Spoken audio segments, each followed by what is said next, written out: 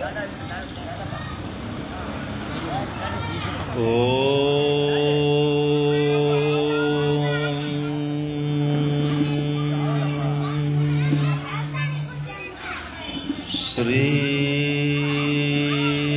ಸದ್ಗುರು ಶುದ್ಧ ಬ್ರಹ್ಮಣೇ ನಮಃ.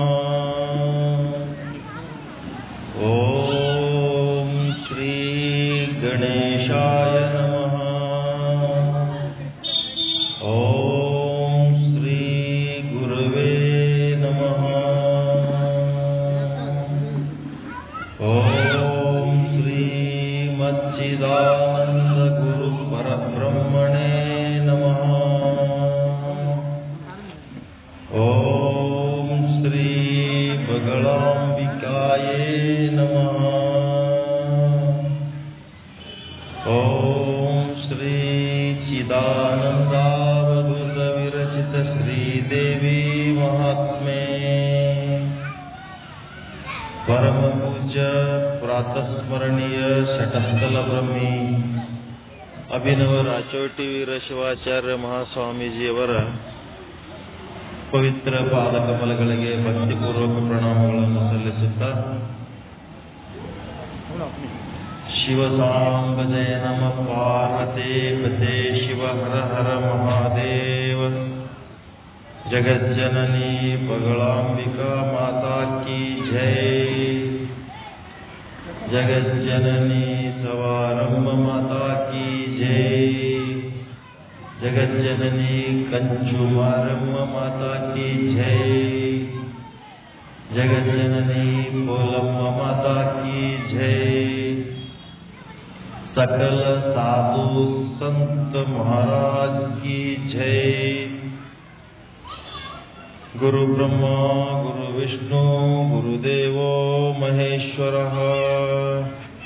गुरु साक्षात् परब्रह्म तस्मै श्री गुरुवे नमः. सर्वमंगल मांगल्ये शिवे सर्वार्थ साधिके शरण्ये त्र्यंबके गौरी नारायणे नमोस्तुते.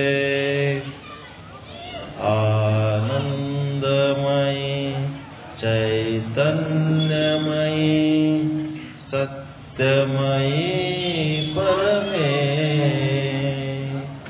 आनंदमयी चैतन्यमयी सत्यमयी परमे. आनंदमयी चैतन्यमयी सत्यमयी परमे. आनंदमयी चैतन्यमयी सत्यमयी परमे. ಶರನ್ನವರಾತ್ರಿ ಅಂದ್ರೆ ಶರಣ ನವರಾತ್ರಿ ನಿಮಿತ್ತ ಜಗನ್ಮಾತೆಯ ಪಾವನ ಚರಿತ್ರೆಯ ಶ್ರೀದೇವಿ ಪ್ರವಚನದಲ್ಲಿ ಭಾಗವಹಿಸಿದ ಸಮಸ್ತ ಶ್ರೀದೇವಿ ಭಕ್ತರೇ, ತಮ್ಮೆಲ್ಲರಿಗೂ ಅನಂತ ಅನಂತ ಪ್ರಣಾಮಗಳು. ನಮಗೆ ಇಲ್ಲಿ ತಂದು ಕೂಡಿಸುವ ಕಾರಣೀಭೂತರಾದಂಥ ರಮೇಶ ರೆಡ್ಡಿ ಗುರುಗಳು ಮತ್ತು ನಮ್ಮ ನರಸಿಂಹಲು ಅವರಿಗೂ ನಾವು ವಿಶೇಷ ಪ್ರಣಾಮಗಳನ್ನು ಸಲ್ಲಿಸಬೇಕಾಗ್ತದೆ.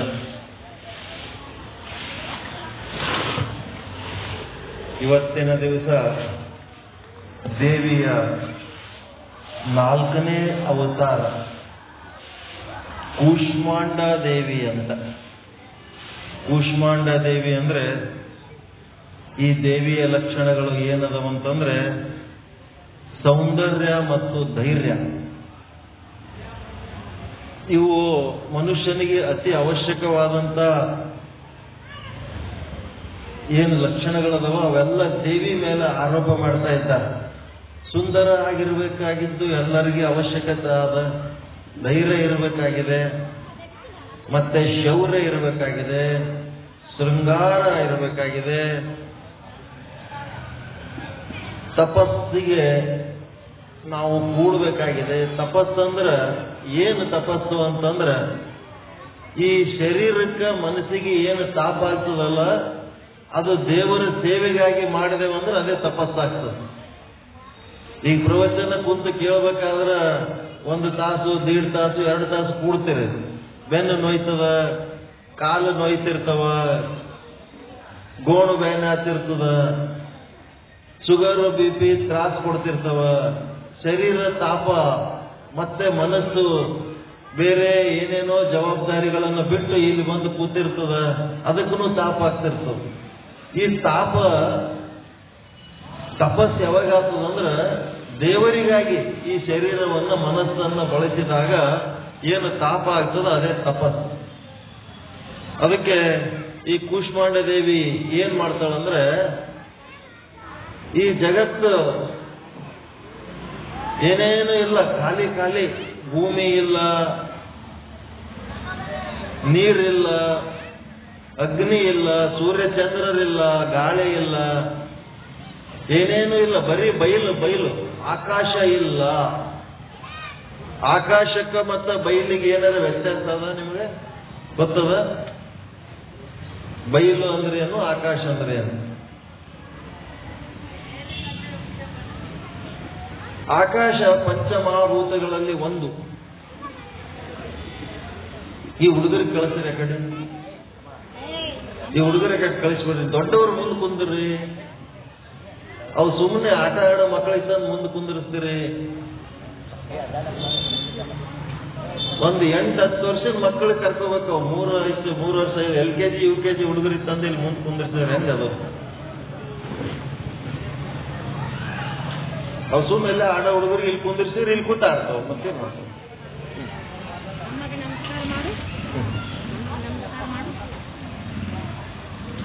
ಭೂಮಿ ಅಂತೂ ಗೊತ್ತದ, ಭೂಮಿ ಬಗ್ಗೆ ಹೇಳ್ಬೇಕಾಗಿಲ್ಲ. ಭೂಮಿಯ ಗುಣ ಏನಂತಂದ್ರೆ ಗಂಧ, ವಾಸನೆ.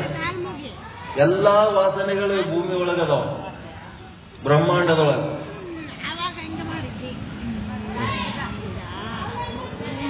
ಬ್ರಹ್ಮಾಂಡದಾಗ ಭೂಮಿ ಅದ, ವಾಸನೆಗಳದವ. ಈ ಶರೀರದಾಗ ಪಿಂಡಾಂಡದೊಳಗ ಆ ವಾಸನೆಗಳು ತಗೊಳಕ್ಕ ಎದರಿಂದ ತಗೋತೀರಿ? ವಾಸನೆ ಎದರಿಂದ ತಗೋತೀರಿ? ಕಣ್ಣಿನಿಂದ ತಗೋತೀರ, ಕಿವಿಲಿಂದ ತಗೋತೀರಿ, ಎದರಿಂದ ತಗೋತೀರಿ? ವಾಸನೆಗಳು ಎದರಿಂದ ಬರ್ತಾವ? ಮೂಗಿನಿಂದ. FM ರೇಡಿಯೋ ಇದ್ದಂಗಿದು. ಅದು ಭೂಮಿ ರೇಡಿಯೋ ಸ್ಟೇಷನ್ ಇದ್ದಂಗ, ಅದರೊಳಗೆ ವಾಸನೆಗಳು ಬರ್ತಿರ್ತಾವ. ಆ ವಾಸನೆಗಳು ಈ ಮೂಗು ತಗೋತು. ಏನೇ ವಾಸನೆಗಳದಾವ, ಎಲ್ಲ ವಾಸನೆಗಳ ಕೇಂದ್ರ ಭೂಮಿ. ಅದಕ್ಕೆ ಭೂಮಿಗೆ ಏನಂತಾರ? ಗಂಧವತಿ ಅಂತಾರ ಭೂಮಿಗೆ. ಭೂಮಿ ಇದಾದ್ಮೇಲೆ ನೆಕ್ಸ್ಟ್ ನೀರು. ಇವೆಲ್ಲ ಗೊತ್ತಿರ್ಬೇಕು. ನೀರಿನ ಕೆಲಸ ಏನಪ್ಪ? ನೀರಿಲ್ಲ ಅಂದ್ರೆ ಅಡಿಗೆ ಮಾಡ್ಲಿಕ್ಕೆ ಬರಂಗಿಲ್ಲ, ನೀರಿಲ್ಲ ಅಂದ್ರೆ ರುಚಿನೇ ಆಗಂಗಿಲ್ಲ. ಬರೀ ಹಿಟ್ಟು ತಿನ್ರಿ ನೋಡಮ್ಮ, ಅಕ್ಕಿ ತಿನ್ರಿ, ಹಿಟ್ಟು ತಿನ್ರಿ, ಏನಾರ ಒಂದು ತಿನ್ರಿ. ನೀರ್ ಇರ್ಲಾರ್ದ ಅಡಿಗೆ ಮಾಡಿದ್ದು ಎಲ್ಲರೂ ನೋಡ್ರಿ ಒಂದ್ಸಾರಿ. ಇಲ್ಲ, ನೀರೊಳಗ ರುಚಿ ಅದ, ನೀರದ, ನೀರೊಳಗ ರುಚಿ ಅದ. ಅದು ಬ್ರಹ್ಮಾಂಡದೊಳಗ ರುಚಿ ಅದ, ವಿಷಯ ರುಚಿ. ನಿಮ್ಮ ಪಿಂಡಾಂಡ ಅಂದ್ರೆ ಈ ಶರೀರದೊಳಗ ರುಚಿಯನ್ನು ಅನುಭವಿಸುವುದಕ್ಕೆ ಯಾವ ಇಂದ್ರಿಯ ಅದ ನಿಮ್ಮಲ್ಲಿ? ಎದರಿಂದ ರುಚಿ ಅನುಭವಿಸ್ತೀರಿ? ರುಚಿ ಎದರಿಂದ ಗೊತ್ತಾಗ್ತದ? ನಾಲಿಗೆಯಿಂದ. ಜೋರಾಗಿ ಹೇಳ್ರಿ, ಧೈರ್ಯವಾಗಿ. ನಾಲಿಗೆಯಿಂದ ರುಚಿ. ಇದು ಒಂದು FM ರೇಡಿಯೋ ಇದ್ದಂಗ, ಅದು ನೀರು ರೇಡಿಯೋ ಸ್ಟೇಷನ್ ಇದ್ದಂಗ. ಅದು ರುಚಿ ಬಿಡ್ತಿರ್ತದೆ, ಎಲ್ಲಾ ಪದಾರ್ಥಗಳಲ್ಲಿ ರುಚಿ ಬಿಡ್ತಾ. ರುಚಿಯನ್ನು ನಾಲಿಗೆಯಿಂದ ನಾವು ಗ್ರಹಿಸ್ತೀವಿ. ನೋಡ್ರಿ, ಬ್ರಹ್ಮಾಂಡಕ್ಕೆ ಪಿಂಡಾಂಡಕ್ಕೆ ಹೆಂಗ ಕನೆಕ್ಷನ್ ಅದ. ಮತ್ತೆ ಮೇಲೆ ಅಗ್ನಿ ಅದ, ಅದ್ರ ಮೇಲೆ ಅಗ್ನಿ ಅದ, ಬೆಂಕಿ. ಆ ಬೆಂಕಿ ತತ್ವ ಇಲ್ಲ ಅಂತಂದ್ರೆ ನಾವು ಬದುಕಲಿಕ್ಕೆ ಸಾಧ್ಯನೇ ಇಲ್ಲ. ಡಾಕ್ಟರ್ ಹತ್ರ ಹೋದ್ರೆ ಅಂದ್ರೆ ಮೊದಲು ಬೆಚ್ಚಗಾಗ್ಯದ ತಣ್ಣಗಾಗ್ಯದ ನೋಡ್ತಾರೆ. ತಣ್ಣಗಾಗಿತ್ತಂದ್ರೆ ವೈರ್ ಮುಗಿದ ಕೆಲಸ ಅಂತಾರ. ಬೆಚ್ಚಗಿದ್ರೆ ಈ ರೂಪ ಇರ್ತದ, ಬೆಚ್ಚಗಿದ್ರೆ ಇವೆಲ್ಲ ಬಿಲ್ಡಿಂಗ್ ಅದಾವ. ಅಗ್ನಿ ಇಲ್ಲ ಅಂತಂದ್ರೆ ಎಲ್ಲ ಪುಡಿಯಾಗಿ ಬಿದ್ದು ಬಿಡ್ತು, ಎಲ್ಲ ಭಸ್ಮಾಗಿ ಹೋಗ್ಬಿಡ್ತು. ಅಗ್ನಿ ಇದ್ದದಕ್ಕೆ ಇವೆಲ್ಲ ನಿಂತಾವ. ಅಗ್ನಿದೇ ಲೀಲೆ. ಅಗ್ನಿ ಒಳಗೆ ಏನದಂದ್ರೆ ರೂಪ. ನಿಮ್ಮ ರೂಪ, ನಮ್ಮ ರೂಪ, ಎಲ್ಲ ಗಿಡ ಮರಗಳ ರೂಪ, ಕಟ್ಟಡದ ರೂಪ, ಏನೇನದಾವ ಎಲ್ಲ ರೂಪಗಳೇನದಾವ ಅಗ್ನಿ ನಿಂತದವ. ಆ ಅಗ್ನಿ ಇಲ್ಲಿಂದ ರೂಪಗಳಾಗ್ತಾವ. ಆ ರೂಪಗಳನ್ನ ನೋಡೋದಕ್ಕೆ ನಿಮ್ಮ ಹತ್ರ ಯಾವ ಇಂದ್ರಿಯಗಳದವ? ರೂಪ ಎದರಿಂದ ನೋಡ್ತೀರಿ? ಕಣ್ಣಿನಿಂದ. ಪಿಂಡಾಂಡದೊಳಗ ಕಣ್ಣವ, ಬ್ರಹ್ಮಾಂಡದೊಳಗ ಅಗ್ನಿ ಮತ್ತು ರೂಪಗಳದವ. ಮತ್ತೆ ವಾಯು, ಗಾಳಿ ಅದ, ಅದರ ಮೇಲೆ ಗಾಳಿ ಅದ. ಆ ಗಾಳಿ ಒಳಗೆ ಏನದ ಅಂತಂದ್ರ ಸ್ವಲ್ಪ ಗಾಳಿ ಬಿಡ್ತಂದ್ರೆ ಗೊತ್ತಾಗ್ಬಿಡ್ತದ, ಏನೋ ಮೈ ಮೇಲೆ ಹರಿದಾಡ್ದಂಗೆ ಆಗ್ತದ ಗಾಳಿ ಬಿಡ್ತಂದ್ರೆ. ಆ ಗಾಳಿ ಒಳಗೆ ಏನದಂದ್ರೆ ಸ್ಪರ್ಶ ಅಂತದ, ಟಚ್. ಆ ಗಾಳಿಯಿಂದ ಸ್ಪರ್ಶ ಅನ್ನೋದಲ್ಲ, ಆ ಸ್ಪರ್ಶವನ್ನು ಅನುಭವಿಸುವುದಕ್ಕೆ ಈ ಶರೀರದೊಳಗೆ ಯಾವ ಇಂದ್ರಿಯ ಅದ? ಸ್ಪರ್ಶಗಳನ್ನು ಎದರಿಂದ ಅನುಭವಿಸ್ತೀರಿ? ಚರ್ಮದಿಂದ. ಈ ಚರ್ಮದಿಂದ ಬೆಚ್ಚಗದ, ತಣ್ಣಗದ, ಮೆತ್ತಗದ, ಬಿರುಸದ, ಎದರಿಂದ ಗೊತ್ತಾಗ್ತದ? ನಿಮ್ ಚರ್ಮದಿಂದ ಗೊತ್ತಾಗ್ತದೆ. ಅದಕ್ಕೆ ಬ್ರಹ್ಮಾಂಡದೊಳಗ ಗಾಳಿ ಅದ, ಆ ಗಾಳಿ ಒಳಗ ಸ್ಪರ್ಶ ಅದ. ಆ ಸ್ಪರ್ಶ ಅನುಭವಿಸ್ಲಿಕ್ಕೆ ನಮ್ಮ ಹತ್ರ ಒಂದು ಚರ್ಮ, ಅದರ ಮೇಲೆ ಒಂದು ಆಕಾಶ ಅಂತದ. ಆ ಆಕಾಶದಾಗ ಏನದಪ್ಪ ಅಂತಂದ್ರೆ ಶಬ್ದ ಅದ. ಶಬ್ದ, ಆ ಶಬ್ದ ನಮ್ಮಲಿಂತ ನಿಮಗೆ ಕೇಳಿಸ್ಬೇಕಾದ್ರೆ ಆಕಾಶದಲ್ಲಿಂತನೇ ಬರ್ತದ. ಆಕಾಶ ಎಲ್ಲಿದ ರೀ? ಎಲ್ಲಿದ ಆಕಾಶ? ಎಲ್ಲಿದ ಆಕಾಶ? ಎಲ್ಲ ಕಡೆ ಆಕಾಶನೇ ಇದು. ಆಕಾಶ ನಿಮ್ಮ ಎದುರು, ನಮ್ಮಿಬ್ಬರ ಮಧ್ಯೆ ಇರೋದು ಆಕಾಶ, ಮೇಲಿರೋದು ಆಕಾಶ, ಭೂಮಿ ಕೆಳಗಿರೋದು ಆಕಾಶ. ಆಕಾಶ ಆದ್ಮೇಲೆ ಬಯಲು ಬರ್ತದೆ. ಈ ಬಯಲಿಗೆ ಆಕಾಶಕ್ಕೆ ಬೇರ್ಪಡಿಸಿ ತಿಳ್ಕೋಬೇಕಾದ್ರೆ ಹೆಂಗಪ್ಪ ಅಂದ್ರೆ ಹಿಂಗ್ ಸೌಂಡ್ ಮಾಡ್ತೀವಲ್ಲ, ಈ ಸೌಂಡ್ ಆಕಾಶ ಎಲ್ಲಿ ತನ ಅದ ಅಲ್ಲಿ ಅಷ್ಟೇ ಕೇಳಿಸ್ತದೆ. ಆಕಾಶ ದಾಟಿ ವಾದ್ರಿ ಸ್ಪೇಸ್ ಅಂತ ಬರ್ತದೆ, ರಾಕೆಟ್ಗಳು ಹೋಗ್ತಾವ ನೋಡ್ರಿ ಸ್ಪೇಸ್ನಾಗ, ಅಲ್ಲಿ ಹೋಗಿ ನೀವು ಸೌಂಡ್ ಮಾಡಿದ್ರೆ ಅಂದ್ರೆ ಈ ಸೌಂಡ್ ಆಗಲ್ಲ. ಇದೆ ಆಕಾಶದೊಳಗೆ ಶಬ್ದದ ಗುಣ ಅದ. ಆ ಶಬ್ದಗಳನ್ನ ಗ್ರಹಣ ಮಾಡ್ಲಿಕ್ಕೆ ಪಿಂಡಾಂಡದೊಳಗೆ ಏನು ವ್ಯವಸ್ಥೆ ಅದ? ಎದರಿಂದ ಶಬ್ದಗಳನ್ನು ಪಡ್ಕೋತೀರಿ? ಎದರಿಂದ ಪಡ್ಕೋತೀರಿ? ಶಬ್ದಗಳು ಎಲ್ಲಿಂದ ಬರ್ತಾವ? ಆಕಾಶದಿಂದ ಬರ್ತಾವ. ನಿಮಗೆ ಒಳಗೆ ಎಲ್ಲಿಂದ ಹೋಗ್ತಾವ? ಒಳಗೆ ಹೆಂಗ್ ತಗೋತೀರಿ? ಮೂಗ್ಲಿಂದ ತಗೋತೀರ, ಕಣ್ಣಿಲಿಂದ ತಗೋತೀರ, ಕಿವಿಲಿಂದ ತಗೋತೀರಿ. ಕಣ್ಣಿಲಿಂದ ರೂಪ, ರೂಪ ಎಲ್ಲಿದು? ಅಗ್ನಿ ಒಳಗದ. ಕಿವಿಲಿಂದ ಶಬ್ದ, ಶಬ್ದ ಎದ್ರೊಳಗದ? ಆಕಾಶದಾಗದ. ಮೂಗಿನಿಂದ ವಾಸನೆ, ವಾಸನೆಗಳು ಎದುರಾಗದವ? ಭೂಮಿ ಒಳಗದವ. ನಾಲಿಗೆಯಿಂದ ರುಚಿ, ರುಚಿ ಎದುರಾಗದ? ನೀರೊಳಗದ. ಚರ್ಮದಿಂದ ಸ್ಪರ್ಶ, ಆ ಸ್ಪರ್ಶ ಎದುರಾಗದ? ಗಾಳಿ ಒಳಗದ. ಅವು ಪಂಚ ಮಹಾಭೂತಗಳು. ಆ ಪಂಚ ವಿಷಯಗಳು ಅಂತಾರ. ಅದರಿಂದ ಶಬ್ದ, ಸ್ಪರ್ಶ, ರೂಪ, ರಸ, ಗಂಧ ಏನಾಗ್ತದ? ಪಂಚ ಮಹಾಭೂತಗಳು, ಇವು ಪಂಚ ವಿಷಯಗಳು. ಆ ಪಂಚ ವಿಷಯಗಳನ್ನ ಜ್ಞಾನ ಮಾಡ್ಕೊಳ್ಳೋಕೆ ಇವು ಪಂಚ ಜ್ಞಾನೇಂದ್ರಿಯಗಳು. ಕಣ್ಣು, ಕಿವಿ, ಮೂಗು, ನಾಲಿಗೆ, ಚರ್ಮ. ಇಷ್ಟು ವ್ಯವಸ್ಥೆ ಅದ. ಬೆಳಗ್ಗೆಯಿಂದ ಸಾಯಂಕಾಲ ತನಕ ಇವುದೇ ವ್ಯವಹಾರ. ಬ್ರಹ್ಮಾಂಡ ಪಿಂಡಾಂಡಗಳಲ್ಲಿ ಇವೇ ವ್ಯವಹಾರಗಳು. ಮತ್ತೆ ಇಷ್ಟೆಲ್ಲ ವ್ಯವಸ್ಥೆ ಇದ್ಮೇಲೆ ಆ ವಸ್ತುಗಳು ನಮಗೆ ಬೇಕಾದವು, ಬೇಡದು, ಹಿಡಿಯೋದು, ಬಿಡೋದು ಮಾಡ್ತೀವಲ್ಲ, ಎದರಿಂದ ಮಾಡ್ತೀವಿ? ಈ ಕೈಲಿಂದ ಮಾಡ್ತೀವಿ. ಇದಕ್ಕೆ ಪಾಣಿ ಅಂತಾರೆ. ಇದಕ್ಕೆ ಕರ್ಮೇಂದ್ರಿಯ. ಅವು ಜ್ಞಾನೇಂದ್ರಿಯಗಳು. ಕಣ್ಣು, ಕಿವಿ, ಮೂಗು, ನಾಲಿಗೆ, ಚರ್ಮ ಜ್ಞಾನೇಂದ್ರಿಯಗಳು. ಈ ಕೈ ಏನದವ? ನಿಮ್ಗೇನ್ ಬೇಕಾದ್ರೆ ಹಿಡ್ಕೋತೀರಿ, ನಿಮ್ಗೇನ್ ಬೇಡ ಬಿಡ್ತೀರಿ, ಏನ್ ಯಾರಿಗೆ ಕೊಡ್ಬೇಕಾದ್ರೆ ಕೊಡ್ತೀರಿ, ತಗೋತೀರಿ. ಎಲ್ಲ ವ್ಯವಹಾರ ಮಾಡೋದಕ್ಕೆ ಇದಕ್ಕೇನಂತಾರ? ಕೈ, ಪಾಣಿ, ಪಾಣಿ ಅಂತ. ಈ ಕೈ ಏನಿದು? ಕರ್ಮೇಂದ್ರಿಯ. ನೀವು ಇಲ್ಲೇ ಕುಂತಲ್ಲೇ ಏನಾರ ಕೊಡೋದು ತಗೊಳ್ಳೋದು ಸುತ್ತಮುತ್ತ ಇದ್ದವ್ರಿಗೆ ಕೊಡ್ಬೋದು, ಆಜು ಬಾಜು ಇದ್ದವ್ರಿಗೆ. ಮತ್ತೆ ಸ್ವಲ್ಪ ಅಲ್ಲಿ ಕೂತವ್ರಿಗೆ ಏನಾರ ಕೊಡ್ಬೇಕಂದ್ರೆ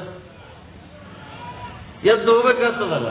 ಇನ್ನ ಒಂದು ಕರ್ಮೇಂದ್ರಿಯ ಬೇಕು, ಇದು ಕಾಲು, ಕೈ, ಕಾಲು ಕರ್ಮೇಂದ್ರಿಯಗಳು. ಆಮೇಲೆ ನಾವು ಏನೋ ಹೇಳ್ಬೇಕಾಗ್ಯದ, ಎದರಲ್ಲೇ ಹೇಳ್ತೀರಿ, ಮಾತಿನಿಂದ ಹೇಳ್ತೀರಿ. ಬಾಯಿ, ಇದು ಕರ್ಮೇಂದ್ರಿಯ. ಇವೆಲ್ಲ ಕರ್ಮೇಂದ್ರಿಯಗಳು. ಮತ್ತ ಊಟ ನೀರ ಎಲ್ಲ ಮಾಡ್ತೀವಿ, ತಗೋತೀವಿ, ಆಹಾರ ತಗೋತೀವಿ. ತಗೊಂಡ ಮೇಲೆ ಏನಾಗ್ತದ, ಒಂದು ಶರೀರದ ಶಕ್ತಿ ಆಗ್ತದ, ಇನ್ನ ಒಂದು ಶಕ್ತಿ ಏನಾಗ್ತದ, ಮನಸ್ಸಿನ ಶಕ್ತಿ ಆಗ್ತದ. ಎಂತ ಆಹಾರ ತಗೋತೀರಿ ಅಂತ ಮನಸ್ಸು, ಜೈಸ ಅನ್ನ ವೈಸ ಮನ್. ಎಂತ ಆಹಾರ ತಗೋತೀರಿ ಅಂತ ಶರೀರದ ಶಕ್ತಿ ತಯಾರಾಗ್ತದೆ. ಈ ಶರೀರದ ಶಕ್ತಿ, ಮನಸ್ಸಿನ ಮತ್ತು ಶರೀರದ ಎರಡು ಶಕ್ತಿಗಳಾದ ಮೇಲೆ, ಅದು ಶಕ್ತಿ ಹೀರ್ಕೊಂಡ ಮೇಲೆ ಒಂದು ಮಲ ಮತ್ತೊಂದು ಮೂತ್ರ ಅಂತ ಎರಡು ಭಾಗ ಬರ್ತಾವ. ಆ ಮಲ ಮೂತ್ರಗಳನ್ನ ಹೊರಗೆ ಹಾಕೋದನ್ನು ಕರ್ಮೇಂದ್ರಿಯ. ಎಷ್ಟಾದ್ರು ಕರ್ಮೇಂದ್ರಿಯಗಳು? ಕೈ, ಕಾಲು, ಬಾಯಿ. ಕೈಯಿಂದ ವ್ಯವಹಾರ, ಕಾಲಿನಿಂದ ಚಲನೆ, ಬಾಯಿಯಿಂದ ಮಾತಾಡೋದು, ನಮ್ಮ ಭಾವನೆಗಳನ್ನು ವ್ಯಕ್ತಪಡಿಸೋದು, ಮತ್ತೆ ಮಲಮೂತ್ರಗಳನ್ನ ವಿಸರ್ಜನೆ ಮಾಡಿದ್ರೆ ಆರಾಮ ಇರ್ತೀವಿ. ಅವು ವಿಸರ್ಜನೆ ಮಾಡಲಿಲ್ಲ ಅಂತಂದ್ರೆ, ಕರ್ಮ ಆಗಲಿಲ್ಲ ಅಂದ್ರೆ ಕೆಲಸ ಆಗಂಗಿಲ್ಲ, ಸ್ವಚ್ಛ ಆಗಬೇಕಲ್ಲ. ಅದಕ್ಕೆ ಇವಕ್ಕೆ ಕರ್ಮೇಂದ್ರಿಯಗಳು ಅಂತ. ಕರ್ಮೇಂದ್ರಿಯ ಆದ್ಮೇಲೆ ಮುಂದೆ ಏನದ, ಈ ಪುರಾಣ ನೀವು ಕೇಳಕತ್ತೀರಿ ಅಂತಂದ್ಮೇಲೆ ಒಳಗ ಆಸಕ್ತಿ ಇದ್ರೆ ಕೂತಿರಿ, ಸುಮ್ನೆ ಕುಂದಿರ್ತೀರಿ. ಇಂಟ್ರೆಸ್ಟ್ ಅದ, ಆಸಕ್ತಿ ಅದ, ಏನ್ ಹೇಳ್ತಾರ, ಸ್ವಲ್ಪ ಚಲೋ ಹೇಳ್ತಾರ ಅಂತ ಕೇಳಿವಿ, ಯಾರೋ ಹೇಳ್ಯಾರ ನಿನ್ನೆ ಮೊನ್ನೆ, ಅದಕ್ಕೆ ನಾವ್ ಇವತ್ತು ಬಂದೀವಿ ಅಂತೇಳಿ ಆಸಕ್ತಿ ಇದ್ರೆ ಕುಂದಿರ್ತೀರಿ. ಏನೇ ಕೆಲಸ ಮಾಡ್ಬೇಕಾದ್ರೆ ಮೊದಲು ಆಸಕ್ತಿ, ಅದಕ್ಕೆ ಅಂತಃಕರಣ ಅಂತಾರ. ಅಂತಃಕರಣ ಆಸಕ್ತಿ ಆದ್ಮೇಲೆ ಮುಂದ ಮನಸ್ಸು, ಅದರ ಮೇಲೆ ಒಂದು ಮನಸ್ಸು ಅಂತದ. ಆ ಮನಸ್ಸಿನ ಕೆಲಸ ಏನಂದ್ರ ಸಂಕಲ್ಪ ಮತ್ತು ವಿಕಲ್ಪ.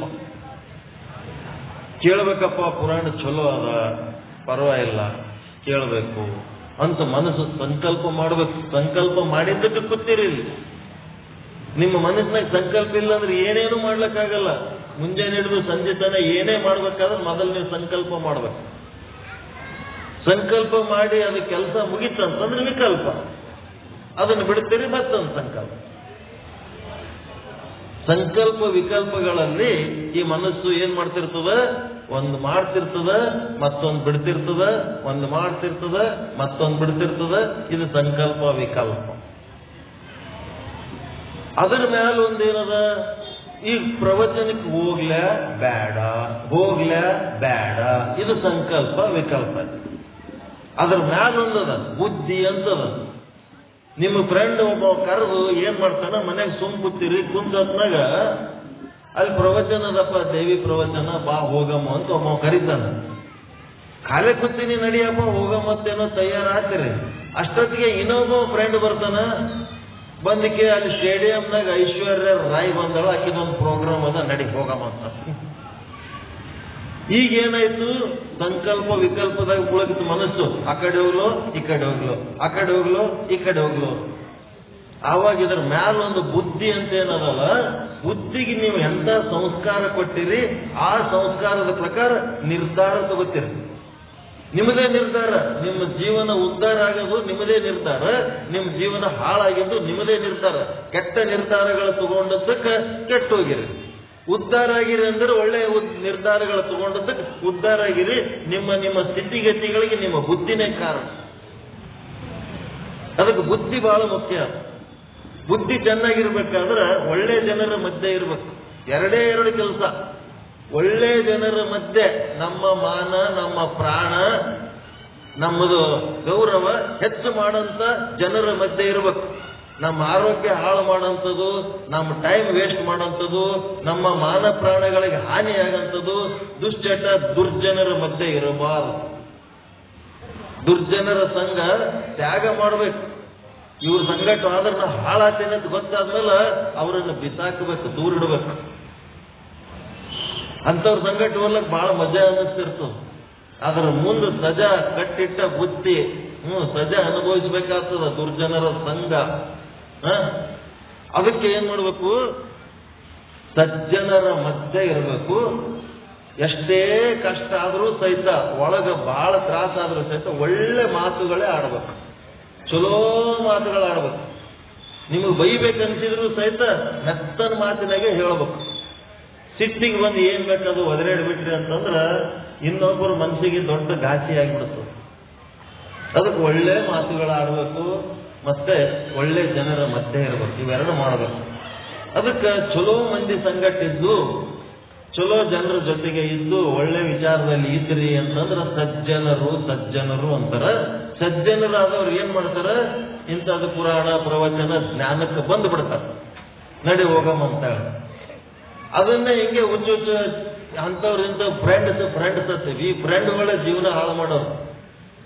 ಅಪ್ಪ ಅಮ್ಮನ ಮಾತಿಗೆ ಮೀರಿ ಫ್ರೆಂಡ್ಸ್ ಬೆನ್ನ ಹತ್ತಿ ಹೋಗಿ ಹಾಳಾಗ್ತಾವ ಹುಡುಗರು. ಅಪ್ಪ ಅಮ್ಮ ಹೇಳ್ತಿರು ಫ್ರೆಂಡ್ಸ್ ಅಂದ್ರೆ ಒಳ್ಳೆ ಫ್ರೆಂಡ್ಸ್ ಇರ್ಬೇಕು. ಕೆಟ್ಟ ಫ್ರೆಂಡ್ಸ್ ಇದ್ರು ಅಂತಂದ್ರೆ ಅವ್ರ ಬೆನ್ನ ಹತ್ತಿರ ಹಾಳಾಗಿ ಹೋಗ್ಬಿಡ್ತಾರೆ. ಅದ್ರ ಸಲ ನಮ್ಮ ಫ್ರೆಂಡ್ ಎಂಥವ್ರು ಅದಾರ ನೋಡಿ ಅಂಥವ್ರು ಫ್ರೆಂಡ್ಶಿಪ್ ಮಾಡಬೇಕು. ಮಾಡಿ ಏನಾಗ್ತದ, ಈ ಒಂದು ಸರಿಯಾದ ನಿರ್ಧಾರ ನಾವು ತಗೊಳ್ಳಿಲ್ಲ, ಕೆಟ್ಟ ಜನರ ಸಹವಾಸಗಿದ್ದೇವೆ ಅಂತಂದ್ರೆ ಕುಡಿಲಕ್ಕೆ ಹೋಗಮ್ ನಡಿ ಅಂದ್ರೆ ಕುಡಿಯೋರ್ ಸಂಗಟ ಹೋಗ್ತೀವಿ. ಇಂಥವ್ ಏನಾರೇ ನಾಟಕ ಪಾರ್ಟಿಗಳು ಅದಾವ ಅಂತಂದ್ರೆ ಅಂತಲ್ಲಿ ಹೋಗ್ಬಿಡ್ತೀವಿ. ಇಂಥ ಪ್ರವಚನಗಳು ಬಿಟ್ಟು ಬಿಡ್ತೀವಿ. ಯಾವ ಸಿನಿಮಾ ಯಾವ ನಾಟಕ ಎಷ್ಟು ನೋಡಿದ್ರು ಸಹಿತ ಅವೆಲ್ಲ ಏನ್ ನೋಡಿವಿ ಎಲ್ಲ ಮರ್ತೋಗ್ಬಿಡ್ತೀವಿ. ಅದ್ರೊಳಗಿನ ಜ್ಞಾನ ಯಾವುದು ನಮ್ಗೆ ಉಪಯೋಗ ಆಗಂಗಿಲ್ಲ. ಈ ಬ್ರಹ್ಮಜ್ಞಾನ ಇಲ್ಲೇನ್ ಕೇಳ್ತೀವಿ, ಇದು ಕೊನೆ ತನಕ ನಮ್ಗೆ ಉಪಯೋಗ ಆಗ್ತದೆ. ಅದಕ್ಕೆ ಮನಸ್ಸು ಬುದ್ಧಿ ಆಯ್ತು. ಬುದ್ಧಿ ಆದ್ಮೇಲೆ ಮುಂದೆ ಚಿತ್ತ ಅಂತದ. ಚಿತ್ತ, ಆ ಚಿತ್ತದ ಏನ್ ಕೆಲಸ ಅಪ್ಪ ಅಂತಂದ್ರ ನೆನಪಿಟ್ಟು ಗೊತ್ತದ. ಒಳಗೆ ನೆನಪಿಟ್ಟು ಗೊತ್ತದ. ಏನು ನೆನಪಿಟ್ಟು ಗೊತ್ತದ ಅಂದ್ರ ಏನೇನು ಪ್ರಸಂಗಗಳಾಗ್ಯಾವ ಅವೆಲ್ಲ ನೆನಪಿಟ್ಟು ಗೊತ್ತದ ಒಳಗೆ. ಈಗ ನಾ ಕುಂತೀನಿ ಮಾತಾಡೇನಿ, ನಾ ಎಲ್ಲರ ಚಿಕ್ಕನೆ ಅಂತಂದ್ರ ಅಲ್ಲಿ ಪ್ರವಚನ ಹೇಳಿದ ಇವನ್ನ ನೋಡತ್ ನೆನಪಿಟ್ಕೊಂಡಿರ್ತೀವಿ. ಆಮೇಲೆ ನಾವೇನು 1000 ಶಬ್ದಗಳು ಚಲೋ ಮಾತು ಹೇಳಿನಲ್ಲ, ನಾಳೆಗೆ ನಿಮ್ಗೆ ಏನ್ ಹೇಳಿನ ಕೇಳಿದ್ರೆ ಎಲ್ಲ ಬಿಟ್ಬಿಟ್ಟಿರ್ತದ. ಈಗ ಸದ್ಯ ತಲೆ ಹಾಕಿರ್ತೀರ ಅಷ್ಟೇ. ನಾಳೆಗೆ ಏನ್ ಹೇಳಿವತ್ತು ಕೇಳಿದ್ರೆ ಗೊತ್ತಾಗಲ್ಲ, ಹೇಳಕ್ ಬರಲ್ಲ. ಆದ್ರ ಯಾಕಂದ್ರೆ ಬರೀ ಚಲೋ ಮಾತಾಡಿರ್ತೀನಿ ನಾನು.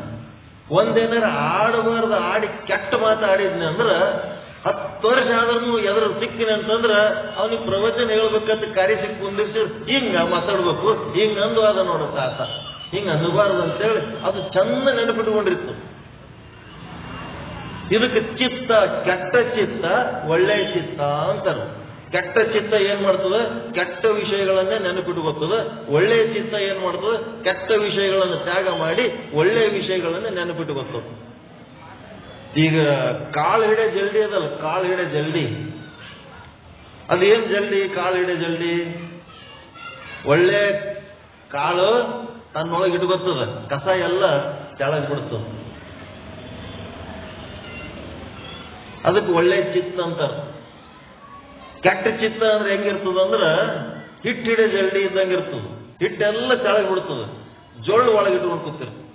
ಅದಕ್ಕೆ ನನ್ನ ಚಿತ್ತದೊಳಗ ಜೊಳ್ಳು ಇಟ್ಕೊಂಡು ಕುಂದಿರ್ಬೇಕು, ಒಳ್ಳೆ ವಿಚಾರಗಳು ಇಟ್ಕೊಂಡು ಕೂಡಬೇಕು. ಇದು ನೀವು ನಿರ್ಧಾರ ಮಾಡಬೇಕು. ನಿಮ್ಮ ಚಿತ್ತದೊಳಗೆ ಎಂಥ ನೆನಪುಗಳು ಇಟ್ಕೋಬೇಕು, ಎಂಥ ನೆನಪುಗಳು ಇಟ್ಕೋಬಾರ್ದು, ಇವೆಲ್ಲ ಕಲಿಬೇಕು. ಚಿತ್ತ ಆದ್ಮೇಲೆ ಅಹಂಕಾರ ಅಂತ ಬರ್ತದೆ. ಇವಕ್ಕೆಲ್ಲ ಅಂತಃಕರಣ, ಆಸಕ್ತಿ, ಮನ, ಬುದ್ಧಿ, ಚಿತ್ತ, ಅಹಂಕಾರ. ಈ ಅಹಂಕಾರ ಏನ್ ಮಾಡ್ತದ ಅಂತಂದ್ರ ನೀವು ಒಳ್ಳೇದ್ ಮಾಡಿರೋ ಕೆಟ್ಟದ್ ಮಾಡಿರೋ ನಾ ಮಾಡಿದ್ದೆ ಕರೆಕ್ಟ್ ಅಂತ ಇದೇ ಅಹಂಕಾರ. ಕೆಟ್ಟದ್ದು ಮಾಡಿದ್ರು ಸಮರ್ಥನೆ, ಸುಳ್ಳು ಹೇಳಿದ್ರು ಸಮರ್ಥನೆ, ಒಳ್ಳೇದು ಹೇಳಿದ್ರು ನಾ ಮಾಡಿದ್ದು ಕರೆಕ್ಟ್ ಅಷ್ಟೇ.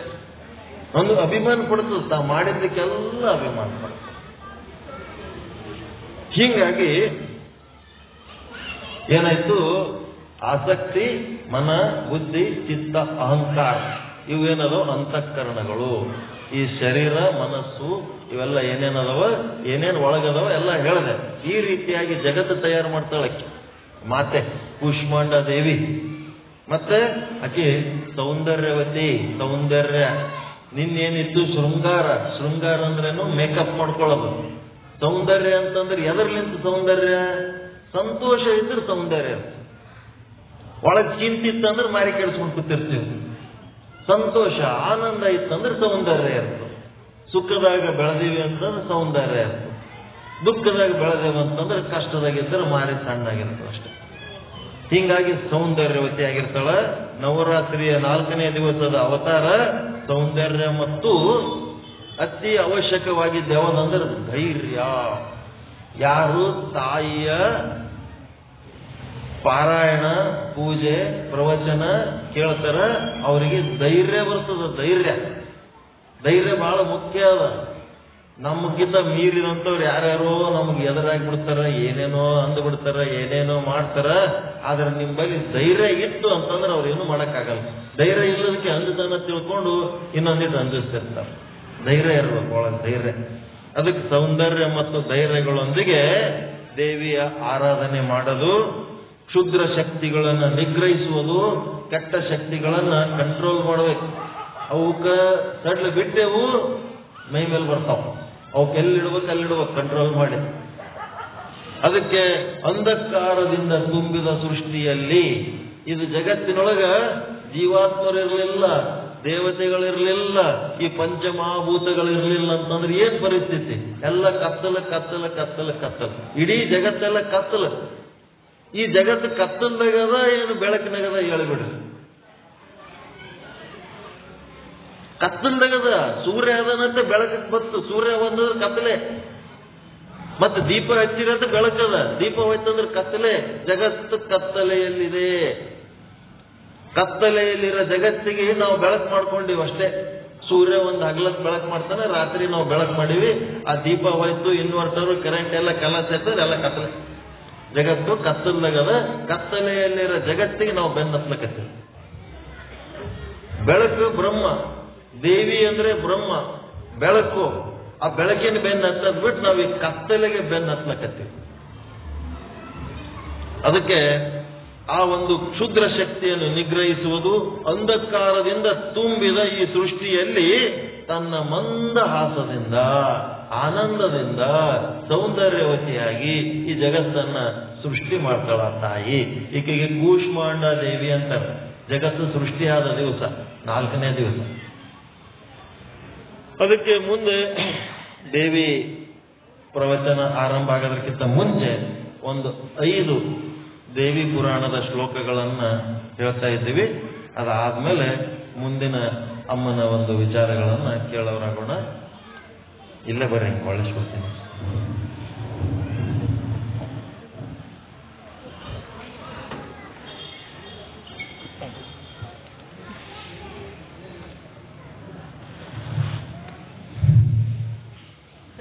देवी माता की जय। श्री राजराजेश्वर माता की जय।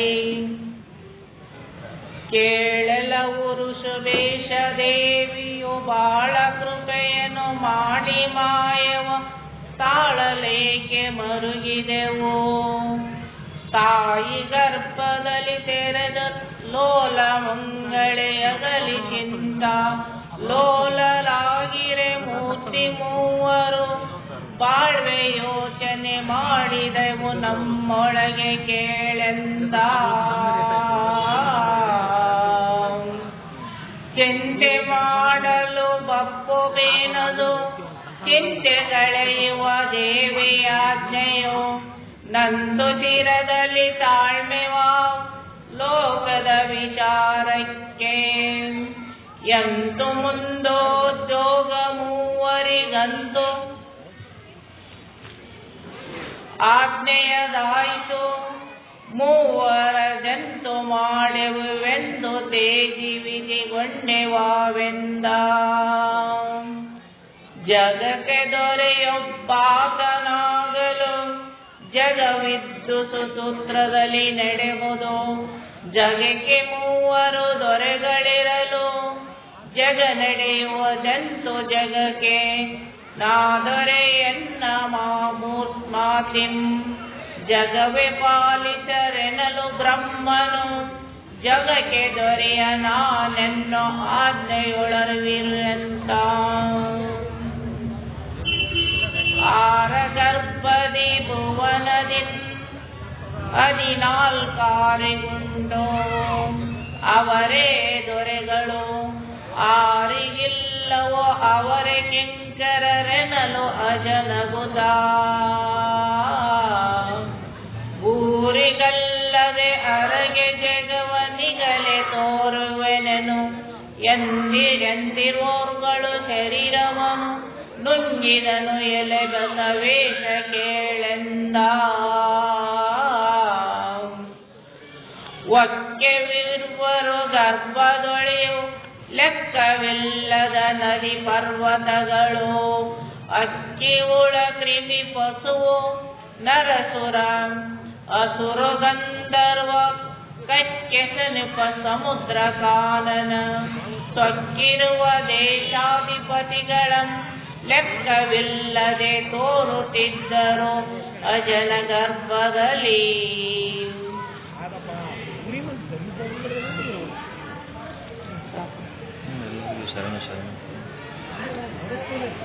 ಎಲ್ಲರಿಗೂ ಶರಣ ಶರಣಾರ್ಥಿಗಳು.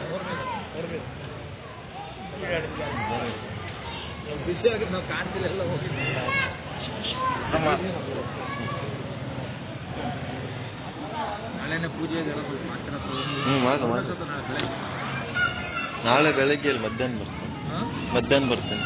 ಒಂದು 10 ಗಂಟೆಗೆ ಸ್ಟಾರ್ಟ್ ಆಗುತ್ತೆ ಹೋಮ. ಮತ್ತೆ ಒಂದು ಹೋಮ ಹೇಳ್ತದೆ, ಹೋಮ ಇದೆ ಬೆಳಗ್ಗೆ ಬರ್ಬೇಕು ಎಲ್ಲರೂ ಅಂತ ಹೇಳಿ ಹೋಮ ಇದೆ ಬೆಳಗ್ಗೆ. ಎಷ್ಟು ಗಂಟೆಗೆ? ಬೆಳಗ್ಗೆ 9 ಗಂಟೆ. ಬೆಳಿಗ್ಗೆ 9 ಗಂಟೆಗೆ ಹೋಮ ಇರ್ತದೆ. ಆಮೇಲೆ ಪ್ರಸಾದ ಮಧ್ಯಾಹ್ನ 1-1:30 ಪ್ರಸಾದ ಇರ್ತದೆ. ಹೋಮದಲ್ಲಿ ಭಾಗವಹಿಸ್ರಿ, ಪ್ರಸಾದ ಸ್ವೀಕಾರ ಮಾಡ್ರಿ, ಅಮ್ಮನ ಕೃಪೆಗೆ ಪಾತ್ರ ಇರ್ರಿ.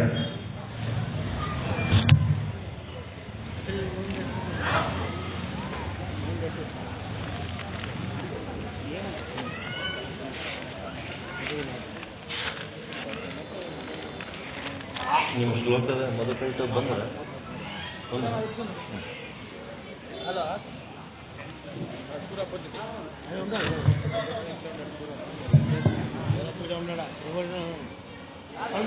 ನಿನ್ನೆ ದಿವಸ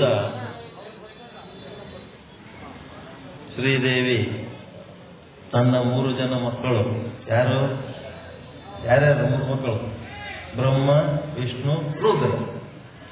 ಈ 3 ಜನ ಮಕ್ಕಳನ್ನ ತೊಡೆ ಮೇಲೆ ಹಾಕೊಂಡು ಕೂತಾಗ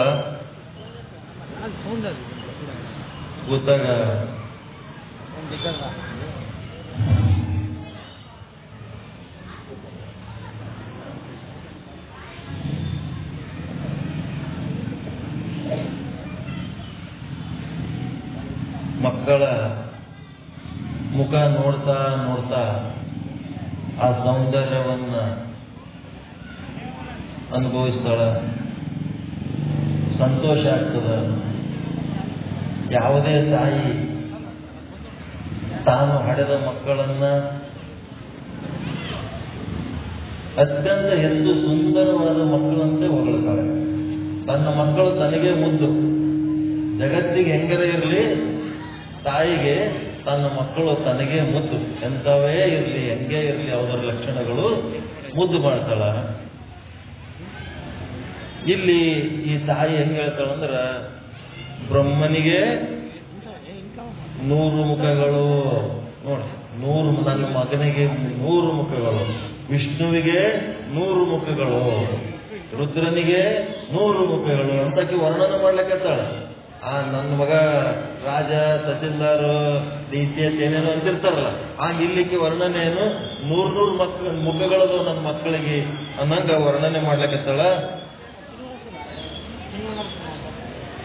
ಆ ಮಕ್ಕಳನ್ನ ಯಾರ್ಯಾರು ಯಾವ್ಯಾವ ರೀತಿ ವರ್ಣನೆ ಮಾಡ್ತಾರ ಮೊದಲಿತ್ತು. ಈಗಿನ ತಾಯಿದಾರು ಹೆಂಗ್ ವರ್ಣನೆ ಮಾಡ್ತಾರಂದ್ರ, 1 ನಿಮಿಷನೂ ಮೊಬೈಲ್ ಬಿಟ್ಟು ಇರಂಗಿಲ್ರಿ ನಮ್ಮ ಮಗ ಅಂತ ಹೇಳ್ತಾರೆ.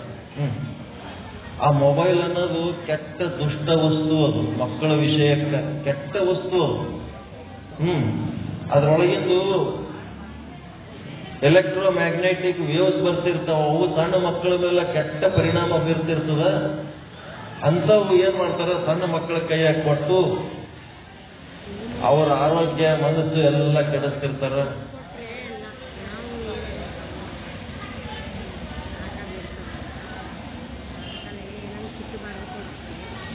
ಅದಕ್ಕೆ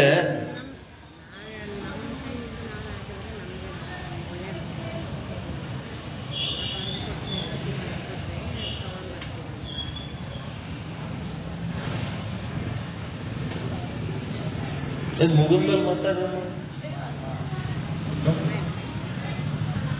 ಅವ್ರು ಯಾರಿಗೆ ಮಾತಾಡ್ಬೇಕು? ಇದು ಮುಗಿದ ಮೇಲೆ ಮಾತಾಡ, ಮುಗಿಸ್ಬೇಕು. ಇದು ಮುಗಿದ ಆಮೇಲೆ ಮಾತಾಡ.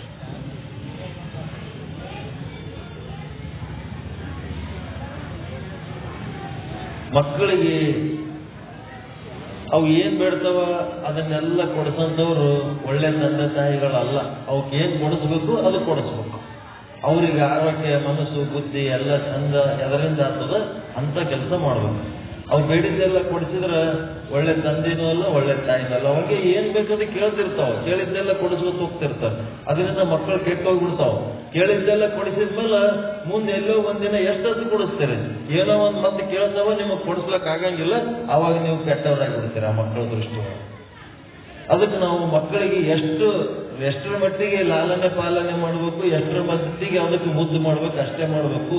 ಅವಶ್ಯಕತೆಗಿಂತ ಹೆಚ್ಚಿಗೆ ಅವಕ್ಕೆ ಮುದ್ದು ಮಾಡಿಬಿಟ್ರಿ ಅಂತಂದ್ರೆ ಅವರು ಮುಂದೆ ಮೂರ್ಖರಾಗ್ತಾರೆ, ಶಾಣ್ಯರಾಗಂಗಿಲ್ಲ. ಅವ್ರಿಗೆ ಅವಶ್ಯಕತೆಗೆ ಜೀವನದಾಗ ದುಡ್ಡಿನ ಮಹತ್ವ ಕಲಿಸಿಕೊಡ್ಬೇಕು, ತಂದೆ ತಾಯಿ ಮಹತ್ವ ಕಲಿಸಿಕೊಡ್ಬೇಕು, ಗುರು ಹಿರಿಯರ ಮಹತ್ವ ಕಲಿಸಿಕೊಡ್ಬೇಕು.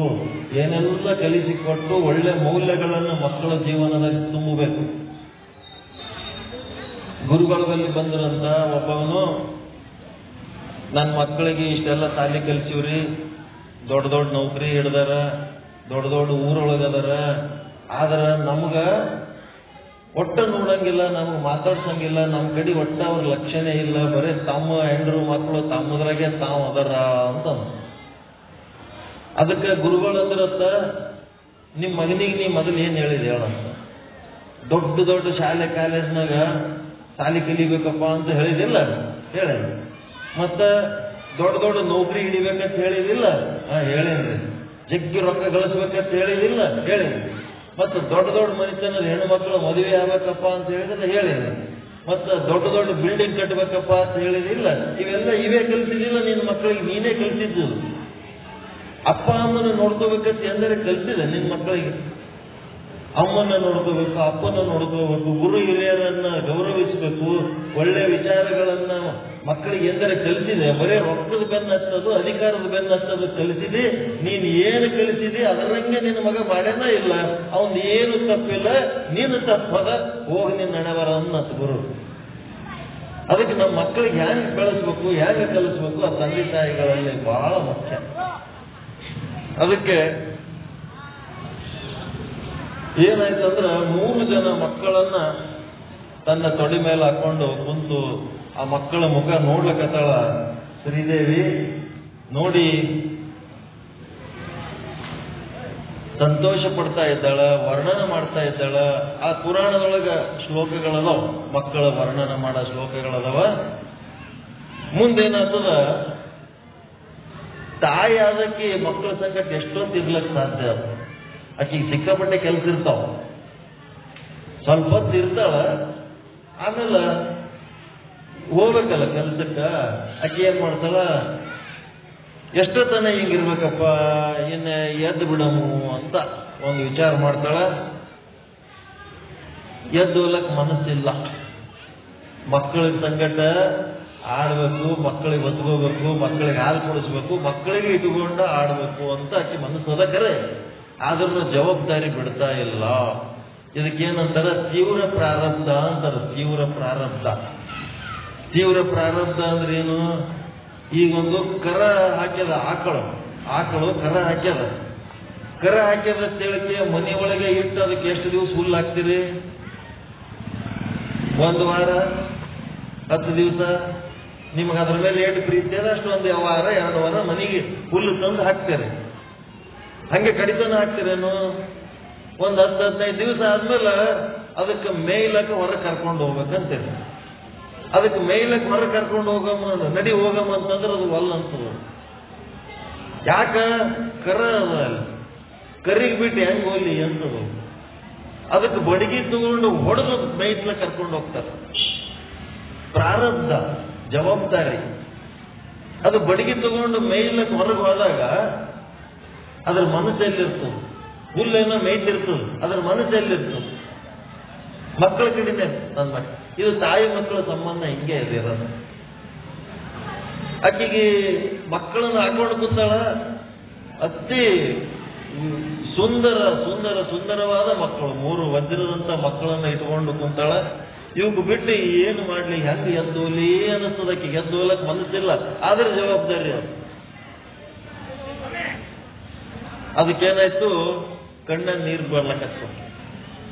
ಆ ಕಡೆ ಜವಾಬ್ದಾರಿ ಅಟೆಂಡ್ ಮಾಡ್ಬೇಕು, ಈ ಮಕ್ಕಳು ಬಿಡ್ಬೇಕಲ್ಲ, ಬಿಟ್ಟು ಹೋಗ್ಬೇಕಲ್ಲ ಅಂತ ಕಣ್ಣ ನೀರು ಬರ್ತಾವ. ಕಣ್ಣ ನೀರು ಬಂದು ಆ ಬ್ರಹ್ಮ ವಿಷ್ಣು ರುದ್ರನ ಮೇಲೆ ಬೀಳ್ತಾವ. ಆ ಕಣ್ಣೀರು, ಅಮ್ಮನ ಕಣ್ಣೀರೇ ಆ ಮಕ್ಕಳ ಭವಿಷ್ಯಕ್ಕೆ ನಿರ್ಮಾಣಕ್ಕೆ ನಾಂದಿ ಆಗ್ತಾವ. ಆ ಮೈ ಮೇಲೆ, ಮಕ್ಕಳ ಮೈ ಮೇಲೆ ಕಣ್ಣೀರು ಬಿದ್ದು ಕೂಡಲೇ ಅವು ಮನೆಗೆ ಚಂದ ನಿದ್ದೆ ಮಾಡ್ತಿರ್ತಾವ. ಆ ಮಕ್ಕಳು ಎತ್ತರ ಬಿಡ್ತಾವ. ಮಕ್ಕಳು ಎತ್ತರ ಆಗ್ತಾವ. ಎತ್ತರ ಆದ್ಮೇಲೆ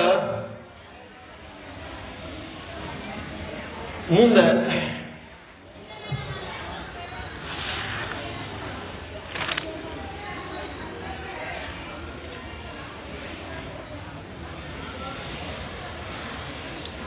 ನಾನು ನಿಮ್ಮ ಪ್ರೀತಿ ಭಕ್ತಿ ಮಮತೆಗೆ ಮೆಚ್ಚಿನಿ, ಏನಾರೇ ವರ ಬೇಕಿದ್ರೆ ಕೇಳ್ರಿಪ್ಪ, ನನ್ನ ಕೆಲಸ ಅದಾವ ಹೋಗ್ಬೇಕು, ನಿಮ್ಗೇನಾರೇ ಬೇಕಿದ್ರೆ ಕೇಳ್ರಿ ಅಂತೇಳಿ ಆ 3 ಜನ ಮಕ್ಕಳಿಗೆ ತಾಯಿ ಕೇಳ್ತಾ ಇದ್ದಾಳೆ ಆದಿಶಕ್ತಿ.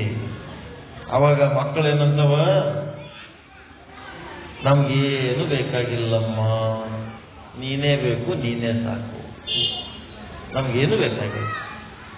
ನಿನ್ನ ಕೃಪೆಯಿಂದ ಆರೋಗ್ಯ ಚೆನ್ನಾಗ್ಯದ, ಆಯುಷ್ಯವಂತರಾಗಿವಿ, ಬುದ್ಧಿವಂತರಾಗಿವಿ, ಏನೆಲ್ಲ ಆಗಿವಿ, ನಾವೆಲ್ಲ ಚೆನ್ನಾಗಿದ್ದೀವಿ. ನೀನು ಒಂದು ಕೊರತೆ ನೋಡಿ, ಬಿಟ್ಟು ಬಿಟ್ಟು ಓದಿದಲ್ಲ, ಅದೇ ಒಂದು ನಮ್ಮ ಸಮಸ್ಯೆ ಅದ, ನೀನು ನಮ್ಮಲ್ಲಿ ಇರಬೇಕು. ಅದಕ್ಕೆ ಮಕ್ಕಳ ಬಗ್ಗೆ ಕನ್ಫ್ಯೂಸಿಯಸ್ ಅಂತ ಒಬ್ಬ ಸಂತ, ಫಾರೆನ್ ಸಂತ ಏನ್ ಹೇಳ್ತಾನಂದ್ರೆ, ನಿಮ್ಮ ಭವಿಷ್ಯದೊಳಗ 1 ವರ್ಷ ಅಷ್ಟೇ ಚೆನ್ನಾಗಿರ್ಬೇಕು ಆಗಿತ್ತಂದ್ರೆ, 1 ವರ್ಷ ನೀವು ಆರಾಮಿರ್ಬೇಕು, ಚಲೋ ಆಗಿರ್ಬೇಕಂದ್ರ 1 ವರ್ಷದ ಮಟ್ಟಿಗೆ ಆರಾಮಿರ್ಬೇಕಂದ್ರ ಏನ್ ಮಾಡ್ಬೇಕಂತ ಹೇಳೇನಂದ್ರ, ಹೊಲದಾಗ ಭತ್ತ ಗೋಧಿ ರಾಗಿ ಬೆಳಿತೀರಲ್ಲ, ಒಕ್ಕಲ್ತನ ಮಾಡ್ರಿ, 1 ವರ್ಷದ ಮಟ್ಟಿಗೆ ಆರಾಮಿರ್ತೀರ. 1 ವರ್ಷ ಆರಾಮಾದ್ಮೇಲೆ ಮತ್ತೆ ಮುಂದೆ ಮಳಿ ಬಂದ್ಮೇಲೆ ಮತ್ತೆ ಚಾಲೂನೇ ಅಲ್ಲ ಕೆಲಸ. 1 ವರ್ಷದ ಅದು ಆರಾಮ ಒಕ್ಕಲ್ತನ. ಮತ್ತ ಒಂದು 10 ವರ್ಷ ಆರಾಮಿರ್ಬೇಕು, 10 ವರ್ಷ ಚೆನ್ನಾಗಿರ್ಬೇಕು ಅನಿಸ್ತಿತ್ತಂದ್ರ ಗಿಡಗಳು ಹಚ್ಚಿಬಿಡ್ರಿ. ಗಿಡಗಳು ಹಚ್ಚಿದ್ರಿ ಅಂದ್ರೆ ಏನಾಗ್ತದ, ಹಿಂಗ ಮಳೆ ಬಂದ ಕೂಡ್ಲೇನೆ ಟೆನ್ಷನ್ ತಗೊಂಡು ಏನು ಓಡಾಡೋದು ಬೇಕಾಗಿಲ್ಲ. 10 ವರ್ಷ ನಿಶ್ಚಿಂತಿ ಅವಕ್ಕೆ ತಮ್ಮ ಒಂದು ಸ್ಟಾರ್ಟಿಂಗ್ ಒಂದು ಸ್ವಲ್ಪ ನೀರು ಹಾಕಿದ್ಮೇಲೆ ಅವು ತಾನೇ ಬೆಳಿತಾವ. 10 ವರ್ಷ ನಿಶ್ಚಿಂತೆಯಾಗಿರ್ತೀರಿ. ಮತ್ತ ಇಡೀ ಆಯುಷ್ಯ ನೀವು ಚೆನ್ನಾಗಿರ್ಬೇಕಾಗಿತ್ತಂದ್ರೆ, 100 ವರ್ಷ ಸಂಪೂರ್ಣ ಆನಂದವಾಗಿರ್ಬೇಕಾಗಿತ್ತಂದ್ರೆ, ನಿಮ್ಮ ಮಕ್ಕಳಿಗೆ ಒಳ್ಳೆ ಸಂಸ್ಕಾರಗಳನ್ನು ಕೊಡ್ರಿ, ಒಳ್ಳೆ ದಾರಿ ತೋರಿಸ್ರಿ. ಮಕ್ಕಳು ಹಳೆದು ದೊಡ್ಡ ಮಾತಲ್ಲ, ಮಕ್ಕಳ ಹಡದ ಮೇಲೆ ಒಂದು ಚಲೋ ದಾರಿ ತೋರಿಸೋದು ತಂದೆ ತಾಯಿಗಳ ಕರ್ತವ್ಯ. ತಂದೆ ತಾಯಿಗಳು ಸರಿಯಾದ ದಾರಿ ತೋರಿಸ್ಲಿಲ್ಲ ಅಂತಂದ್ರ, ಅವು ದಾರಿ ಬಿಟ್ಟು ಅಂತಂದ್ರ ತ್ರಾಸ ಯಾರಿಗಾಗ್ತದ? ಅದೇ ತಂದೆ ತಾಯಿ, ಹಡದ ತಂದೆ ತಾಯಿಗೆ ಗೋಳಾಟ ಆಗ್ತದೆ. ಮತ್ತ ಅವು ಮಾಡೋ ದುಷ್ಟತನಕ್ಕೆ ಸಮಾಜದೊಳಗೆ ಲೋಕ ಕಂಟಕರಾಗ್ತಾರೆ. 4 ಮಂದಿ ಗುರು ಹಿರಿಯರು ಹೇಳ್ತಾರೆ, ಇದಲ್ಲಪ್ಪ ಒಳ್ಳೇದಲ್ಲ ಅಂತ ಹೇಳ್ತಾರೆ. ಕೇಳಲಿಲ್ಲ ಅಂತಂದ್ರೆ ಬೈತಾರ, ಬೈದ್ರು ಕೇಳಲಿಲ್ಲ ಅಂತಂದ್ರೆ ಪೊಲೀಸರಿಗೆ ಕೊಡ್ತಾರ. ಪೊಲೀಸರಿಗೂ ಮೀರ್ತಂತಂದ್ರೆ ಮಿಲಿಟರಿಯವರು ಗುಂಡಾಕಿ ಕೊಲ್ತಾರೆ. ಇಷ್ಟೇ. ಚಲೋ ಸಂಸ್ಕಾರ ಕೊಡ್ಲಿಲ್ಲ ಅಂತಂದ್ರೆ ಕಡೆಗೊಂದಿನ ಹಾಳಾಗಿ ಹೋಗ್ತಾರ, ಕೆಟ್ಟು ಹೋಗ್ತಾರ. ಯಾವ ರೀತಿ ಸಾಯ್ಬೇಕು ಆ ರೀತಿ ಸಾಯ್ಲಾರ್ದು ಅಪಮೃತ್ಯುವಿಗೆ ಈಡಾಗ್ತಾರೆ. ಸುರಕ್ಷಿತವಾಗಿರ್ಬೇಕಾದ್ರೆ ಅವ್ರಿಗೆ ಒಳ್ಳೆ ದಾರಿ ತೋರಿಸ್ಬೇಕು. ಅದಕ್ಕೆ ನಾವು ಸುರಕ್ಷಿತ, ನಮ್ಮ ಮಕ್ಕಳು ಸುರಕ್ಷಿತ ಆಗಿರ್ಬೇಕಾದ್ರೆ ಒಳ್ಳೆ ದಾರಿ ಒಳಗೆ ನಾವು ಇದ್ದೇವಂತಂದ್ರೆ ಚೆನ್ನಾಗಿರ್ತೀವಿ ಅಂತ ಹೇಳ್ತಾರೆ. ಅದಕ್ಕೆ ನಿನ್ನ ದರ್ಶನ ಲಾಭದ ಹೊರತು ನಮ್ಗೇನು ಬೇಕಾಗಿಲ್ಲಮ್ಮ ಅಂತ. ಅದಕ್ಕೆ ತಾಯಿ ಹೇಳ್ತಾಳ, ಬರೇ ನನ್ನ ಮುಖ ನೀವು ನಿಮ್ಮ ಮುಖ ನಾವು ನೋಡ್ಕೊತ್ ಕೂತ್ರ ಇದು ನಮ್ಮ ಬದುಕಿನ ಉದ್ದೇಶ ಅಲ್ಲ. ನಮ್ಮಿಂದ ದೊಡ್ಡ ದೊಡ್ಡ ದೊಡ್ಡ ಕೆಲಸಗಳಾಗಬೇಕಾಗ್ಯಾವ. ಆ ಕೆಲಸಗಳ ಬಗ್ಗೆ ಹೇಳ್ತೀನಿ ಕೇಳ್ರಿ ಅಂತ. ಅವಾಗ ಹೇಳಮ್ಮ, ಏನ್ ಕೆಲಸ ಹೇಳ್ತಿ ಹೇಳು. ನಾವು ಮಾಡ್ತೀವಿ ಅಂತ ಮೊದಲು ಪ್ರಮಾಣ ಮಾಡ್ರಿ ಅಂತ. ನಾವು ಮಾಡ್ತೀವಿ ಅಂತ ಪ್ರಮಾಣ ಮಾಡ್ರಿ ಅಂದ್ನಾಗ ಏನಾಗ್ತದ, ನೀನು ಮಾತ್ರ ನಮ್ಮನ್ನು ಬಿಟ್ಟು ಎಲ್ಲಿ ಹೋಗಬಾರ್ದು ಅಂದ್ರೆ ನಾವು ಪ್ರಮಾಣ ಮಾಡ್ತೀವಿ ಅಂತ. ಅದಕ್ಕೆ ಅಮ್ಮ ಏನ್ ಹೇಳ್ತಾಳ, ಅದು ಆಗ್ಲಾರ್ದ ಮಾತು. ನೀವು ಯಾವಾಗ ಅಮ್ಮ ಅಂತ ಕರಿತೀರಿ ಅವಾಗ ನಾನು ನಿಮ್ಮ ರಕ್ಷಣೆಗೆ ಬರ್ತೀನಿ. ಹೆಂಗಂದ್ರೆ ನೋಡ್ರಿ, ಅವಶ್ಯಕ ಬಿದ್ದಾಗ ಕರೀರಿ, ಬರ್ತೀನಿ. ಯಾವಾಗ ನಿಮ್ ಜೊತೆಗೆ ಇರುವಂದ್ರೆ ಇರಂಗಿಲ್ಲ. ಅದಕ್ಕೆ ಅಮ್ಮ ಅಮ್ಮ ಅಂತೀವಿ. ತ್ರಾಸಾದಂಗೆಲ್ಲ ಅಮ್ಮನೇ ಅಂತಿರ್ತೀವಿ ನಾವು. ತಾಯಿ ನೆನೆಸ್ಕೊತಾ ಇರ್ತೀವಿ ನಾವು. ಅಮ್ಮ ಅಂತ ಕರೀರಿ, ಬರ್ತೀವಿ. ಹಂಗೆ ಹೇಳಿದ್ಮೇಲೆ ಮುಂದೆ ಏನು ಕೆಲಸ ಮಾಡಬೇಕು ಅಂತಂದ್ರೆ, ಆಯ್ತು ನೀನು ಅಗಲಿದ ದುಃಖ ಎಷ್ಟಾದ್ರೂ ಕೊಡು, ಆದ್ರೆ ಒಂದು ಏನು ಕೊಡು, ಆ ದುಃಖ ಸಹಿಸುವ ಶಕ್ತಿ ಕೊಡು. ನಮಗೆ ದುಃಖ ಸಹಿಸ್ಲಿಕ್ಕಾಗಲ್ಲ, ಅಮ್ಮ ಇರಲಿಲ್ಲ ಅಂತಂದ್ರೆ ದುಃಖ ಆಗ್ತದ. ಆ ದುಃಖ ಸಹಿಸಂತ ಶಕ್ತಿ ಕೊಡು ಅಂತ ಮಕ್ಕಳು ಕೇಳ್ತಾವ. ಮಕ್ಕಳು ಕೇಳಿದ್ಮೇಲೆ ನಿಮಗೆ ಏನು ಕೆಲಸ ಕೊಡ್ಲಕತ್ತೀನಿ ನೋಡ್ರಿ. ಏನ್ ಕೆಲಸ ಕೊಡ್ತೀನಪ್ಪ ಅಂತಂದ್ರೆ, ಬ್ರಹ್ಮ ನೀನು ಹೋಗು ಸೃಷ್ಟಿ ಕಾರ್ಯ ಮಾಡು. ಸೃಷ್ಟಿ ಕಾರ್ಯ ಮಾಡಂದ್ರೆ ಉತ್ಪನ್ನ ಮಾಡು. ಈ ಕಲ್ಲ ಮಣ್ಣ ಭೂಮಿ ಪ್ರಕೃತಿ ಒಳಗೆ ಎಲ್ಲ ಅದ, ಅದು ತಗೊಂಡು ವಸ್ತುಗಳನ್ನು ತಯಾರು ಮಾಡು, ಜೀವಿಗಳನ್ನು ತಯಾರು ಮಾಡು, 84 ಲಕ್ಷ ಜೀವರಾಶಿಗಳನ್ನು ತಯಾರು ಮಾಡು. ಪ್ರೊಡಕ್ಷನ್, ಫ್ಯಾಕ್ಟರಿ ಪ್ರೊಡಕ್ಷನ್ ಹೆಂಗಾಗ್ತದ ಅಂತ ಕೆಲಸ ನೀ ಚಾಲು ಮಾಡು ಅಂತ ಹೇಳಿ ಬ್ರಹ್ಮಗ. ವಿಷ್ಣುಗೆ ಏನ್ ಹೇಳ್ತಾರಂದ್ರೆ, ಅದು ಪ್ರತಿಯೊಂದು ವಸ್ತುವಿಗೆ ಅದರದೇ ಆದ ಒಂದು ಆಯುಷ್ಯ ಅದ. ಆದ ಆಯುಷ್ಯ ತೀರೋ ತನಕ ಅದರದ್ದು ರಕ್ಷಣೆ ಮಾಡು, ಕಾಪಾಡ. ಅದರದ್ದು ಮಾನ ಪ್ರಾಣಗಳನ್ನು ಕಾಪಾಡು. ವಿಷ್ಣುಗೆ ಹೇಳ್ತಾರೆ. ರುದ್ರನಿಗೆ ಏನ್ ಹೇಳ್ತಾರ, ಅಳಿವಾಗಿದ್ದು ಕೆಟ್ಟು ಎಲ್ಲ ಏನೇನದವ ಅವುಗಳನ್ನ ಜಾಗ ಖಾಲಿ ಮಾಡಿಸಿ ಬಸವಕ್ಕೆ ಜಾಗ ಮಾಡಿಕೊಡುವುದು. ಅದಕ್ಕೆ ಲಯ ಲಯ ಲಯ ಅಂತಾರೆ. ಈ ಭೂಮಿ ಮೇಲೆ ಎಷ್ಟು ಜನ ಸೃಷ್ಟಿಯಾಗ್ಯಾರ ಅವರೆಲ್ಲರೂ ಹಂಗೆ ಇದ್ರಂತಂದ್ರೆ ಇಲ್ಲಿ ನಮ್ಗೆ ಇರ್ಲಕ್ ಜಾಗನೇ ಇದ್ದಿದ್ದಿಲ್ಲ. ಹಳೆ ಮಂದಿ ಸತ್ತೋಗಿರೋದಕ್ಕೆ ಹೊಸ ಮಂದಿಗೆ ಜಾಗ ಸಿಕ್ತು. ಅದಕ್ಕೆ ರುದ್ರನ ಕೆಲಸ ಬಹಳ ಮುಖ್ಯ ಅದ. ಜಾಗ ಮಾಡಿಕೊಡ್ತಾನ ಹೊಸ ಹೊಸ ಬರೋ ಮಂದಿಗೆ. ಹಳೆ ಮಂದಿಗೆ ಖಾಲಿ ಮಾಡ್ತಾನ, ಹೊಸ ಮಂದಿಗೆ ಜಾಗ ಮಾಡಿಕೊಡ್ತಾನ. ಹಳೆ ವಸ್ತುಗಳನ್ನ ನಷ್ಟ ಮಾಡ್ತಾನ, ಹೊಸ ವಸ್ತುಗಳಿಗೆ ಜಾಗ ಮಾಡಿಕೊಡ್ತಾನ ರುದ್ರ. ಹಿಂಗ ಮೂವರಿಗೆ ಒಂದೊಂದು ಕೆಲಸ ಕೊಡ್ತಾರ. ಕೊಟ್ಟ ಮೇಲೆ ಆ ಮೂವರು ಏನ್ ಮಾಡ್ತಾರ, ನಿಮಗೆ ಏನಾದರೂ ಸಮಸ್ಯೆ ಆಯ್ತು ಅಂತಂದ್ರೆ ನಮಗ್ ಕರೀರಿ, ನಾವು ಬರ್ತೀವಿ. ಆದ್ರೆ ನಿಮ್ ಕೆಲಸ ನೀವು ಮಾಡ್ಕೋತ ಹೋರಿ ಅಂತ ಹೇಳಿದಾಗ ಏನಾಗ್ತದ, ಮೂವರು ಬ್ರಹ್ಮಾಂಡಕ್ಕೆ ಹೋಗ್ತಾರ. ಹೋಗಿ ಸೃಷ್ಟಿ ಕಾರ್ಯ, ಸ್ಥಿತಿ ಕಾರ್ಯ ಮತ್ತೆ ಲಯ ಕಾರ್ಯ ಮೂವರು ಮಾಡ್ತಿರ್ತಾರ. ಮಾಡುವ ಸಮಯದಲ್ಲಿ ಸೊಕ್ಕು ಬಂದ್ಬಿಡ್ತದ ಅವ್ರಿಗೆ. ಬ್ರಹ್ಮ ನಾನೇ ಸೃಷ್ಟಿಕರ್ತ. ಅಧಿಕಾರ ಯಾರು ಕೊಟ್ರು? ಅಮ್ಮ ಕೊಟ್ಟಳ, ಅಮ್ಮನ್ ಮರ್ತರು. ವಿಷ್ಣು ನಾ ರಕ್ಷಣೆ ಮಾಡಿದ್ರೆ ಇವರೆಲ್ಲರೂ ಬದುಕ್ತಾರ.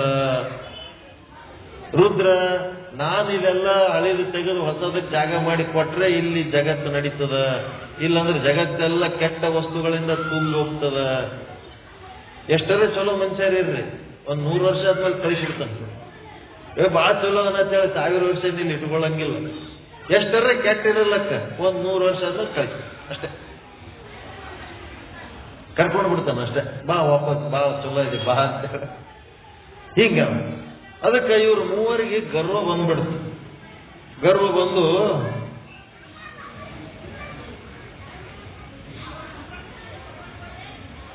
ಏನಾಯ್ತಂದ್ರೆ ಈ ಜಗತ್ತನ್ನ ಅಲ್ಲೋಲ ಕಲ್ಲೋಲ ಆಲಕತ್ತು ಸೊಕ್ಕಲಿಂತ ಮೆರಿಲಕತ್ತಾರ ಅವ್ರು ಮೂವರು. ಸೊಕ್ಕಲಿಂತ ಮೆರಿಲಕತ್ತಿದ ಕೂಡ್ಲೇನೆ ಏನಾಯ್ತು, ಒಬ್ಬರು ಮಾತೊಬ್ಬರು ಕೇಳಲಾರ್ದಂಗ ಆದರು.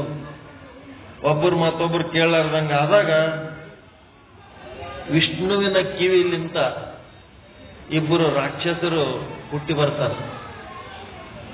ದೇವಿ ಪುರಾಣ ಇರೋದೇ ಈ ರಾಕ್ಷಸರದು ದೇವಿದು ಕತೆ. ಇಬ್ಬರು ರಾಕ್ಷಸರು ಹುಟ್ಟಿ ಬರ್ತಾರ. ಅದು ಯಾರು ಅಂತಂದ್ರೆ ಮಧು ಮತ್ತು ಕೈಟಭ ಅಂತ. ಮಧು ಮತ್ತು ಕೈಟಭ ಅಂತ ಇಬ್ಬರು ರಾಕ್ಷಸರು. ಈ ಮಧು ಕೈಟಭ ಅಂತಂದ್ರೆ ಏನು ಅಂತಂದ್ರೆ, ಮಧು ಕೈಟಭರು ಇವ್ರು ಯಾರು ಅಂತಂದ್ರ,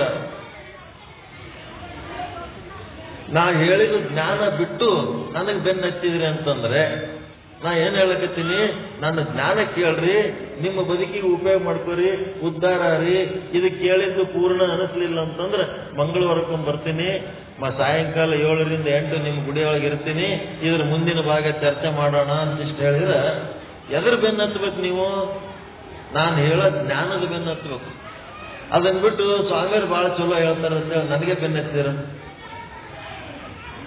ಇದಕ್ಕೇನಂತಾರ, ಒಂದು ವ್ಯಕ್ತಿಯನ್ನ ಬೆನ್ನ ಹತ್ತಿದ್ರಿ ಅಂತಂದ್ರ ಅದಕ್ಕೇನಂತಾರ ರಾಗ.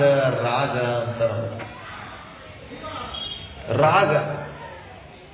ಮತ್ತ ನಾ ಚಲೋ ಮಾತಾಡ್ಲಕತ್ತೀನಿ ಅಂತ ಹೇಳಿ ನನ್ನ ಸಂಗಟ ಬೆನ್ನ ಹತ್ತೀರಿ, ಹಿಡಿದು ಜಾಡಿಸಿ ಬೈದ್ ಬಿಟ್ಟೆ ಅಂತಂದ್ರ ಯಾವ ಪುರಾಣ ಹೇಳ್ತ ನಡೆ ಕಡೆ ಅಂತ ಹೇಳಿ ದ್ವೇಷ ಚಾಲು ಮಾಡಿ. ಇವೇ ಎರಡು, ಮಧು ಕೈಟಭ. ಕೈಟಭ ಅಂದ್ರೆ ದ್ವೇಷ, ಬೈಯೋದು, ಜಗಳ ಮಾಡೋದು. ಮಧು ಅಂದ್ರೆ ಅಟ್ಯಾಚ್ಮೆಂಟ್, ಹಚ್ಕೊಳ್ಳೋದು. ಭಾಳ ಚಲೋ ಹೇಳಿದ್ರು, ಭಾಳ ಚಲೋ ಹೇಳಿದ್ರು. ಅವ್ರಿಗೆ ಬಿಡ್ಬೇಡ್ರಿ, ಅವ್ರಿಗೆ ಬಿಡ್ಬೇಡ್ರಿ, ಅವ್ರಿಗೆ ಬಿಡ್ರಪ್ಪ. ಅವ್ರು ಹೇಳಿದ ಜ್ಞಾನ ಬಿಡ್ಬೇಡ್ರಿ, ಅವ್ರಿಗೆ ಹಿಡ್ಕೊಂಡು ಏನ್ ಮಾಡ್ತಾರೆ ಹಿಂಗ. ಅದಕ್ಕೆ ಉದ್ದೇಶ ಏನು ಅದನ್ನು ತಿಳ್ಕೋಬೇಕು. ಮಧು ಮತ್ತು ಕೈಟಭ ಅಂತಂದ್ರೆ ರಾಗ ದ್ವೇಷ. ಯಾರನ್ನ ಅತಿಯಾಗಿ ಹಚ್ಕೋಬಾರ್ದು, ಯಾರನ್ನ ದ್ವೇಷ ಮಾಡಬಾರ್ದು. ಎಲ್ಲರೇ ಯಾರಿಗಾರೆ ಹಚ್ಕೊಂಡ್ರಿ ಅವ್ರಲಿಂತ ನಿಮಗೆ ಬಹಳ ತ್ರಾಸ ಆಗ್ತದೆ. ಎಲ್ಲರೇ ಯಾರಿಗಾರೆ ಬಹಳ ನಂಬಿದ್ರಿ ಅವ್ರಲಿಂತ ನಿಮಗೆ ತ್ರಾಸ ಆಗ್ತದೆ. ಯಾರು ಗಣಪತಿ ತಂದು ಕುಂದಿರಿಸಿ ಮೆರವಣಿಗೆ ಮಾಡ್ತಾರ ಅವರೇ ಒಯ್ದ ಗಣಪತಿ ಮುಳುಗಿಸ್ತಾರ. ಅದು ಎಷ್ಟು ದಿವಸ ಕುಂದಿರ್ಸಿರ್ತಾರ, ಅದ್ರ ಸಂಗಟ ಎಷ್ಟು ಎಂಜಾಯ್ ಮಾಡಿರ್ತಾರ, ಮತ್ತೆ ಅವರೇ ಒಯ್ದ ಅದನ್ನು ಮುಳುಗಿಸ್ತಾರ. ಹಚ್ಕೋಬಾರ್ದು, ಬಹಳ ಹಚ್ಕೋಬಾರ್ದು. ಮತ್ತು ದ್ವೇಷನೂ ಮಾಡಬಾರ್ದು. ಯಾರು ಕೆಟ್ಟವರಿಲ್ಲ, ಎಲ್ಲರಲ್ಲಿಂದ ಒಂದೊಂದು ಉಪಯೋಗ ಆಗ್ತಿರ್ತದ. ಅವರಿಗೆ ದ್ವೇಷ ಮಾಡಿ ದೂರ ಮಾಡಿದ್ರಿ ಅಂದ್ರೆ ಅವ್ರಲಿಂದ ನಿಮ್ಗೇನು ಉಪಯೋಗ ಆಗ್ತದ ಅದಕ್ಕೆ ಆಗ್ತದೆ ಅಷ್ಟೇ.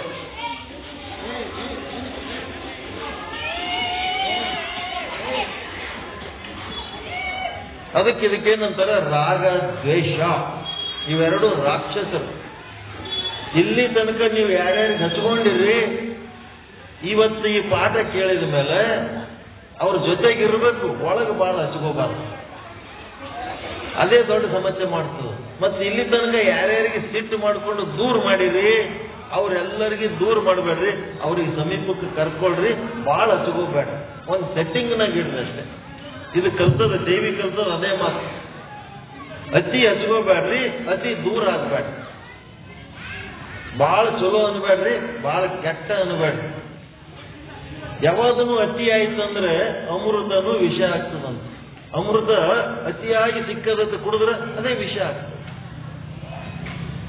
ಅದಕ್ಕೆ ಏನಾಯ್ತು, ಅವ್ರೇನ್ ಮಾಡಿದ್ರು, ಮಧು ಕೈಟಭರು ಹುಟ್ಟಿ ಬಂದು ಆ ಬ್ರಹ್ಮ ವಿಷ್ಣು ರುದ್ರರ ಮೇಲೆ ಅಟ್ಯಾಕ್ ಮಾಡ್ತಾರೆ. ಯಾಕೆ ಗರ್ವ ಅಹಂಕಾರ ಬಂತಂದ್ರೆ ರಾಕ್ಷಸರದು ದರ್ಶನ ಆಗ್ತದ, ಅವ್ರ ಸಂಗಟ ಯುದ್ಧ ಚಾಲು ಆಗ್ತದ. ಸಾವಿರಾರು ವರ್ಷ ಯುದ್ಧ ನಡೀತದೆ. ಸಾವಿರಾರು ವರ್ಷ ಯುದ್ಧ ನಡೆದರೂ ಸಹಿತ ಆ ಮಧು ಕೈಟಭರನ್ನ ಈ ಬ್ರಹ್ಮ ವಿಷ್ಣು ರುದ್ರರಿಂದ ಮಣಿಸ್ಲಿಕ್ಕೆ ಆಗಲಿಲ್ಲ. ನೋಡ್ರಿ ಹೆಂಗ ಈ ರಾಗ ದ್ವೇಷಗಳು. ಹಚ್ಕೋಬಾರ್ದಂದ್ರು ಹಚ್ಕೋತೀವಿ, ದೂರ ಮಾಡ್ಕೋಬೇಕಂದ್ರು ಬ್ಯಾಡ್ ಅಂದ್ರೂ ದೂರ ಆಗ್ತೀವಿ, ಏನೇನೋ ಮಾಡ್ತಿರ್ತೀವಿ. ಇವೆಲ್ಲ ಬಿಡ್ಲಕ್ ಆಗಂಗಿಲ್ಲ. ಹೇಳ್ತೀರಿ ಪುರಾಣದಾಗ, ಅದ್ರ ನಡೆಯಂಗಿಲ್ಲ, ಹಿಂಗಿರ್ತಾವ.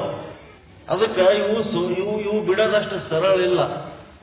ದೇವಿ ಕೃಪೆ ಆದವ್ರು ಮಾತ್ರ ಬಿಡ್ತಾರೆ, ನಾವು ಬಿಡ್ಬೇಕಂದ್ರೆ ಬಿಡಂಗಿಲ್ಲ. ಅದಕ್ಕೆ ದೇವಿ ಕೃಪೆಗೆ ಪಾತ್ರರಾದ್ರೆ, ದೇವಿ ಬಗ್ಗೆ ಜ್ಞಾನ ಬಂತು ಅಂದ್ರೆ ಅವಾಗ ನಮಗಿದು ಬಿಡ್ಲಕ್ಕೆ ಸಾಧ್ಯ ಇದೆ. ರಾಗ ದ್ವೇಷಗಳನ್ನ ಬಿಡಬೇಕು. ಅದಕ್ಕೇನಾಯ್ತು, ಬಹಳ ಸಮಸ್ಯೆ ಆಯ್ತು. ಬ್ರಹ್ಮ ವಿಷ್ಣು ರುದ್ರರ ಜೀವನ ಬರೀ ಯುದ್ಧನೇ ಆಯ್ತು. ಸಾವಿರಾರು ವರ್ಷ ಯುದ್ಧ ಮಾಡೋದೇ ಆಯ್ತು, ಯುದ್ಧ ಮಾಡೋದೇ ಆಯ್ತು. ಕಡೆಗೆ ನೆನಪು ಬರ್ತದ, ಯಾರ್ದು? ಅಮ್ಮನ ನೆನಪು. ಇದು ಹಿಂಗೆ ಎಲ್ಲಿತನ ಅಂತ ಯುದ್ಧ ಮಾಡ್ಕೋತೀರಮ್ಮ ಅಮ್ಮನ್ನ ಕರೆಯೋಣ ಅಂತೇಳಿ ಅವ್ರೇನ್ ಮಾಡ್ತಾರ, ಮತ್ತೆ ಆ ಶ್ರೀದೇವಿಯನ್ನ ಕುರಿತು ಸ್ತೋತ್ರ ಮಾಡ್ತಾರ. ಅಮ್ಮ ಬಾರಮ್ಮ, ಬಹಳ ಕಷ್ಟದಾಗಿದ್ದೀವಿ, ಮಧು ಕೈಟಬರು ನಮ್ಮ ಹತ್ರ ಬಂದು ಬಹಳ ಉಪಟಳ ಕೊಡ್ಲಕತ್ತಾರ, ಬಹಳ ತ್ರಾಸ ಕೊಡ್ಲಕತ್ತಾರ ಅಂತೇಳಿ ಅವ್ರೇನ್ ಮಾಡ್ತಾರ, ಅಮ್ಮನ್ನ ಕರೀತಾರ. ಅಮ್ಮನ್ನ ಕರೆದು, ಅಮ್ಮ ಹೇಳಿದ್ರಲ್ಲ ಕಷ್ಟ ಬಂದಾಗ ಕರೀರಿ ಅಂತೇಳಿ ಕರೆದರು. ಕರೆದಾಗ ನಮ್ಮ ಮಾನ ಪ್ರಾಣ ಅಪಾಯದಲ್ಲಿರವಮ್ಮ, ಕಾಪಾಡು ಬಾ ತಾಯಿ ಅಂತೇಳಿ ಪ್ರಾರ್ಥನೆ ಮಾಡಿದರು. ದೇವಿ ಪ್ರತ್ಯಕ್ಷಳಾಗ್ತಾಳ. ಪ್ರತ್ಯಕ್ಷಳಾಗಿ ಅಪಾಯ ಕೋಟಿಗಳಿಗೆಲ್ಲ ಉಪಾಯ ಶ್ರೀದೇವಿ ನಾಮ. ಎಷ್ಟರೇ ಅಪಾಯ ಕೋಟಿಗಳು, ಕೋಟಿ ಕೋಟಿ ಅಪಾಯ ಬರಲಿ, ಉಪಾಯ ಏನಂದ್ರೆ ದೇವಿನ ನೆನೆಸಿಬಿಟ್ರೆ ಶ್ರೀದೇವಿ ನಾಮಸ್ಮರಣೆ, ಅಮ್ಮ ಸವಾರಮ್ಮ ಅಂದ್ರೆ ಆಯ್ತು, ಅಮ್ಮನ ಕೃಪೆ ಚಾಲು ಆಯ್ತು ಅಷ್ಟೇ. ಉಪಾಯ ಏನದ ಶ್ರೀದೇವಿ ನಾಮ. ಮತ್ತೆ ಆ ತಾಯಿ ಬಂದ ಮೇಲೆ ಸಾವಿರಾರು ವರ್ಷ ಯುದ್ಧ ಮಾಡ್ತಾಳ, ಅವರಿಗೂ ಮೀರಿರ್ತಾರ. ಸಾವಿರಾರು ವರ್ಷ ಅಂತ ಹೇಳ್ತಾರಂದ್ರೆ ನಾವು ಹೂ ಅನ್ಬೇಕು. ಪುರಾಣದಾಗ ಇದು ತರ್ಕ ಮಾಡ್ಲಕ್ಕಿಲ್ಲ, 1000 ವರ್ಷ ಹೆಂಗೆ ಯುದ್ಧ ಮಾಡಿದ್ರಿ, ಸುಮ್ ಹೂ ಅನ್ಬೇಕಷ್ಟೇ. ಪುರಾಣ ಎಂಬುದು ಪುಂಡರಗೋಷ್ಠಿ ಅಂತ ಜನರಿಗೆ ನಂಬಿಸ್ಲಕ್ಕ ಅಬಾಬಾಬ 1000 ವರ್ಷ ಯುದ್ಧ ಮಾಡ್ಯಾರ ನೋಡಪ್ಪ ದೇವಿ ಸಂಕಟ ಅಂತ ಜನರಿಗೆ ಒಂದು ಇಂಪ್ರೆಷನ್ ಕ್ರಿಯೇಟ್ ಆಗಲಿ ಅಂತೇಳಿ ಹಂಗೆ ಹೇಳ್ತಾರ. ಅದಕ್ಕೆ ಹೌದು ಆಯ್ತಾಯ್ತು 1000 ವರ್ಷ ಯುದ್ಧ ಬಹಳ ದಿವಸ ನಡೀತಂತ ತಿಳ್ಕೊಳ್ಳಿ. ನಡೆದ ಮೇಲೆ ಏನಾಗ್ತದ, ದೇವಿ ಡಿಸೈಡ್ ಮಾಡಿಬಿಡ್ತಾಳೆ ಏನಂದ್ರ ಇವ್ರನ್ನ ಹೆಂಗ್ ಕೊಲ್ಲಲಕ್ ಸಾಧ್ಯ ಇಲ್ಲ. ಈಗ ಇವ್ರಿಗೆ ಕೊಲ್ಲಬೇಕಾದ್ರೆ ಉಪಾಯದಿಂದಲೇ ಕೊಲ್ಲಬೇಕು. ಉಪಾಯದಿಂದಲೇ ಕೊಲ್ಲಬೇಕಾದ್ರೆ ಏನ್ ಮಾಡಿದಳು ದೇವಿ, ಅವರೆಲ್ಲ ಇಬ್ಬರು ಮುಂದೆ ಹೋದಳು. ಮಧು ಕೈಟಬರ ಮುಂದೆ ಹೋಗಿ ಶಬಾಷ್ ಅಂದಳು ಅವ್ರು ಇಬ್ಬರಿಗೆ. ಏನು ಭಾರಿ ಜೋರಾದಿರಪ್ಪ, ನಿಮ್ಮ ಶೌರ್ಯ ಪರಾಕ್ರಮ ಆಕ್ರಮಣ ನೋಡಿ ಬಹಳ ಮೆಚ್ಚಿಬಿಟ್ಟೆ ನಾನು. ಹಿಂಗಾಗಿ ನನಗ ಬಹಳ ಆನಂದ ಆಗ್ಯದ. ನಿಮಗೆ ನಾನು ವರ ಕೊಡ್ಬೇಕಂತೀನಿ, ನಿಮಗೇನು ವರ ಬೇಕು ಕೇಳು ಅಂತ. ನಿಮಗೇನು ವರ ಬೇಕು ಕೇಳು ಅಂದತ್ನಾಗ ನಿಮ್ಮ ಧೈರ್ಯ ಶೌರ್ಯಗಳಿಗೆ ಮೆಚ್ಚಿನಿ ಅಂತಂದಳು. ಅವಾಗ ಮಧು ಕೈಟಬರು ಏನಂತಾರ, ಅವರಿಗೆ ದೇವಿ ಭಕ್ತರಿಗೆ ದೇವಿ ದೊಡ್ಡಕ್ಕಿ, ರಾಕ್ಷಸರಿಗೇನು ದೇವಿ ದೊಡ್ಡಕ್ಕಿ. ನೀನೇನು ಯಕಶ್ಚಿತ ಹೆಣ್ಣು, ನಾವು ರಾಕ್ಷಸ ಕುಲದವರು, ಭಯಂಕರ ಪವರ್ಫುಲ್ ಅದೀವಿ ನಾವು, ನಮಗೆ ನೀನ್ಯಾವ ವರ ಕೊಡ್ತಿದಿ ಅಂತೇಳಿ ಇಬ್ರು ಕೂಡಿ ಜೋರಾಗಿ ಚೀರಿ, ನೀ ಬಂದದ್ದಕ್ಕೆ ನಮಗೆ ಗೊತ್ತದ, ನಿನ್ನ ಮಕ್ಕಳಿಗೆ ನೀ ರಕ್ಷಣೆ ಮಾಡ್ಲಕ್ ಬಂದಿದಿ, ನಮಗೆ ವರ ಕೊಡ್ಲಕ್ ಬರ್ತೀನಿ ಅಂತ ನಾಟಕ ಮಾಡ್ತೀನಿ ಅಂತೇಳಿ ಇಬ್ರು ಹೋಗಿ ಆಕಿ ಕುತ್ತಿಗೆ ಚಿಕ್ಲಕ್ ಹೋಗ್ತಾರೆ. ತಾಯಿ ಅಪಾರವಾದಂತ ತಾಳ್ಮೆ ತಾಳಿ ಅವರಿಗೆ ವರ ಕೊಟ್ಟು ರಕ್ಷಣೆ ಮಾಡಿ ಪರಿವರ್ತನೆ ಮಾಡ್ಬೇಕಂತ ಬೇಕಾದಷ್ಟು ಪ್ರಯತ್ನ ಮಾಡ್ತಾಳ. ಪ್ರಯತ್ನ ಮಾಡಿದ್ರು ಸಹಿತ ಅವು ಹಠ ಬಿಡಂಗಿಲ್ಲ. ರಾಮಾಯಣ ಯುದ್ಧದೊಳಗ ರಾವಣನ ಮುಂದೆ ಹೋಗಿ ಇಬ್ರು ಎದರ ಬಿದ್ರ ನಿಲ್ಲುವ ಪ್ರಸಂಗ ಬರೋ ತನಕ ಎಷ್ಟೋ ಮಂದಿ ಸತ್ತು ಹೋಗಿರ್ತಾರ. ಆ ಕಡೆ ಆ ಮಂದಿನೂ ಸತ್ತಿರ್ತಾರ, ಈ ಕಡೆ ಈ ಮಂದಿನೂ ಸತ್ತಿರ್ತಾರ.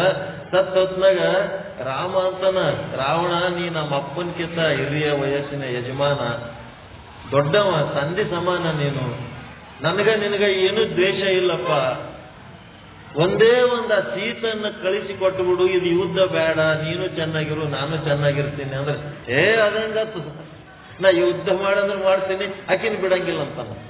ರಾಕ್ಷಸ ಕುಲ ಏನು ಮಾಡಕ್ಕಂಗಿಲ್ಲ, ಜಿದ್ದು ಹಿಡಿದು ಬಿಟ್ಟಿರ್ತಾರ, ಆ ಜಿದ್ದೆ ಸಾಧಿಸ್ತಾರ. ಜಿದ್ದು ಏನಾಗ್ತದ, ಸರ್ವನಾಶಕ್ಕೆ ಕಾರಣ.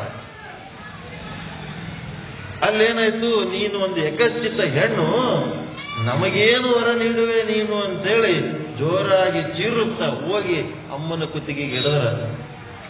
ಅದು ಕರೆಂಟ್ ವೈರ್ ನೋಡ್ಲಕ್ ಸಣ್ಣ ಕಾಣಿಸ್ತದೆ, ಏನೇನು ಕಾಣಂಗಿಲ್ಲ. ಅದು ಹೋಗಿ ಹಿಡಿದ್ರೆ ಹೆಂಗಾಗ್ತದೆ, ಕರೆಂಟಿನ ವೈರ್ ಹಿಡಿದ್ರೆ ಏನ್ ಮಾಡ್ತದೆ.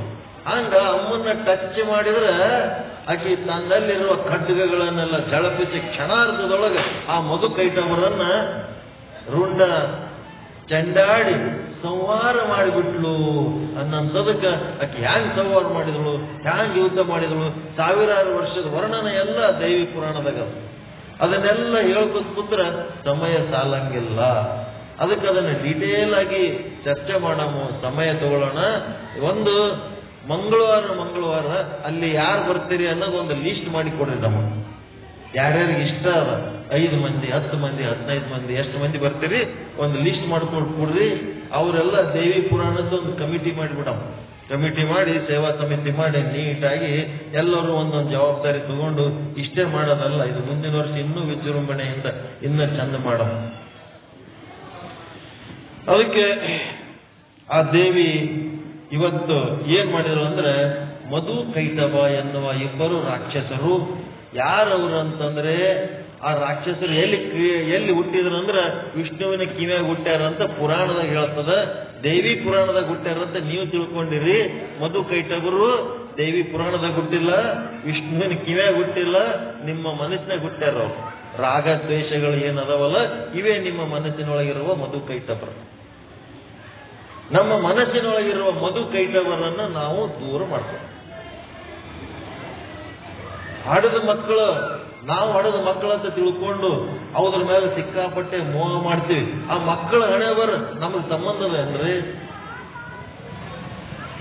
ನಮ್ಮ ಮಕ್ಕಳ ಹಣೆಬರಕ ನಮಗೆ ಏನಾದ್ರು ಸಂಬಂಧ ಆದ, ಅವ್ರ ಹಣೆಬರ ಅವ್ರ ಸಂಗಟ, ನಮ್ಮ ಹಣೆಬರ ನಮ್ಮ ಸಂಗಟ. ಜೊತೆಗೆ ಅದೀವಿ, ನಮ್ಮ ಮನೆಗೆ ಹುಟ್ಟೆವತ್ತು ಒಂದು 15-20 ವರ್ಷ ಲಾಲನೆ ಪಾಲನೆ ಮಾಡ್ತೀವಿ. ಮುಂದೆ ಅವು ಏನಾಗಬೇಕ ದುಡ್ಡು ಬಂದವು, ಏನ್ ಮಾಡ್ಬೇಕಂತವು ಅದೇ ಮಾಡ್ತಿರ್ತಾವ.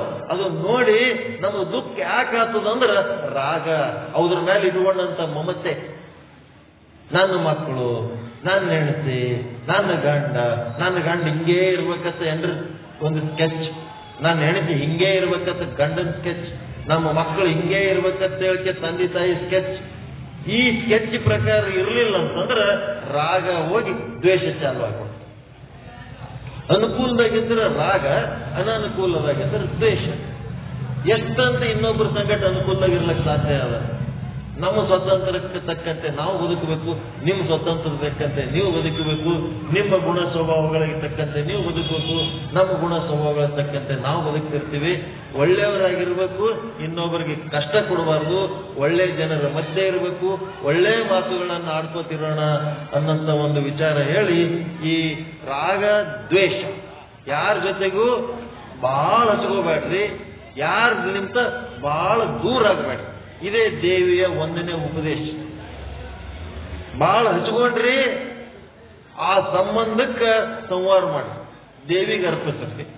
ಬಹಳ ದೂರ ಆದ್ರಿ ಆ ದ್ವೇಷವನ್ನ ದೇವಿಗೆ ಅರ್ಪಿಸ್ರಿ. ಅದರ ಸಾಂಕೇತಿಕವಾಗಿ 1-2 ನಿಂಬೆ ಹಣ್ಣಿದ್ದು ಅಂತಂದ್ರೆ ಕಟ್ಟು ಮಾಡಿ ಒಂದಿಷ್ಟು ಕುಂಕುಮ ಹಚ್ಚಿ ಆ ದೇವಿ ಮುಂದಿಡಬೇಕು. ರಾಗ ದ್ವೇಷಗಳ ಸಂವಾರದ ಸಂಕೇತವಾಗಿ ಇವತ್ತ ಇಬ್ಬರು ರಾಕ್ಷಸರನ್ನ ಸಂವಾರ ಮಾಡಿದಂತ ದಿವಸ.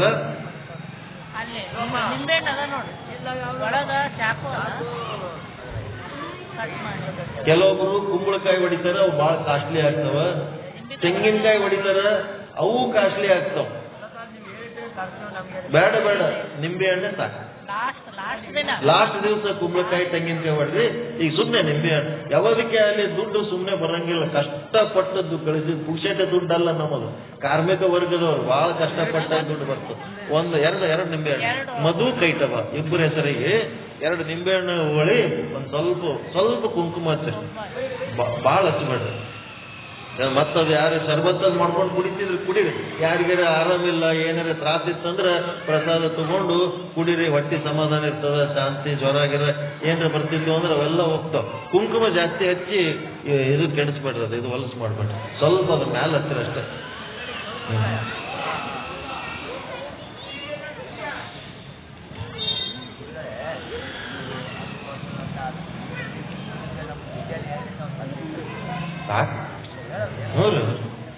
ಏನು ನಾವು ಮುಖ್ಯವಾಗಿ ಏನ್ ಬೇಕಂದ್ರೆ ಇದ್ರ ಒಳಗಿಂದ ಬಿಡಬೇಕು, ಅದು ಬೇಕಾಗಿರೋದು.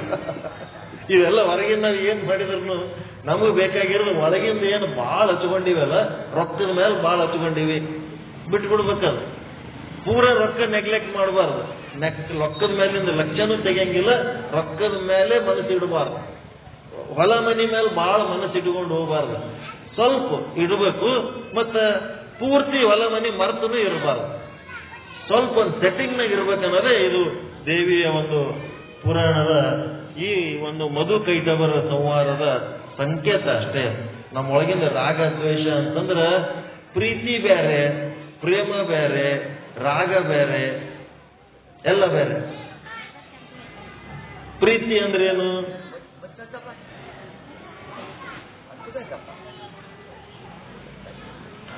ಏನಂತ ಹಚ್ಚ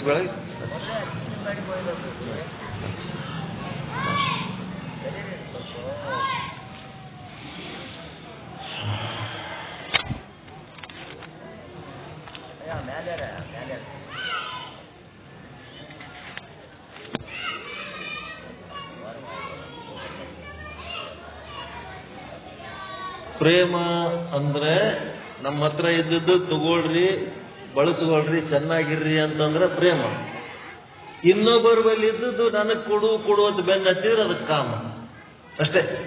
ಪ್ರೇಮಕ್ಕೆ ಕಾಮಕ್ಕೆ ಇರೋ ವ್ಯತ್ಯಾಸ ಏನದ ಅಂತಂದ್ರ ನಮ್ಮ ಹತ್ರ ಇದ್ದದ್ದು ತ್ಯಾಗ ಮಾಡಿದ್ರೆ ಪ್ರೇಮ, ಇನ್ನೊಬ್ಬರ ಬಳಿ ಇದ್ದಿದ್ದು ಅವ್ರಿಗೆ ಕೊಡೋ ಮನಸ್ಸದ ಇಲ್ಲೋ ಅದು ಬೇಕಂತೇಳಿ ಬೆನ್ನ ಹತ್ತಿದ್ರೆ ಅದಕ್ಕೆ ಕಾಮ.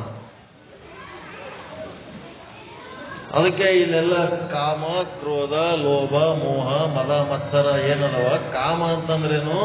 ನಮ್ಮದಲ್ಲದ ವಸ್ತುವನ್ನ ನಾವು ಬೆನ್ನತ್ತಿ ಇಸುಗೊಳಕ ಕಸುಗೊಳಕ ಬೆನ್ನತ್ತೀವಲ್ಲ, ಅದೇ ಕಾಮ. ಆಸೆ ಅಂದ್ರೆ ದುರಾಸೆ. ಅದು ಬೆನ್ನತ್ತಿದ ಮೇಲೆ ಅದು ಸಿಕ್ಕ್ರ ಸಮಾಧಾನ, ಸಿಗ್ಲಿಲ್ಲ ಅಂದ್ರೆ ಅದ್ರ ನೆಕ್ಸ್ಟ್. ಯಾರು? ಹೃದಗ್ರಹ ಅಂತ ಬರ್ತಾನ ನಾವು. ಹೃದಗ್ರಹ ಇದ್ರಾಗೆ ಬರ್ತಾನೆ ರಾಕ್ಷಸ. ಕ್ರೋಧ, ನಮ್ಗೆ ಏನ್ ಬೇಕಾಗ್ಯದ ಅದು ಸಿಗ್ಲಿಲ್ಲ ಅಂದ್ರೆ ಕ್ರೋಧ. ಸಿಕ್ಕಿತು ಅಂದ್ರೆ ಲೋಭ, ನನ್ನ ಹತ್ರನೇ ಇರ್ಲಿ, ಎಲ್ಲಿ ಯಾರಿಗೆ ಕೊಡಬಾರದು ಅಂತ ಲೋಭ.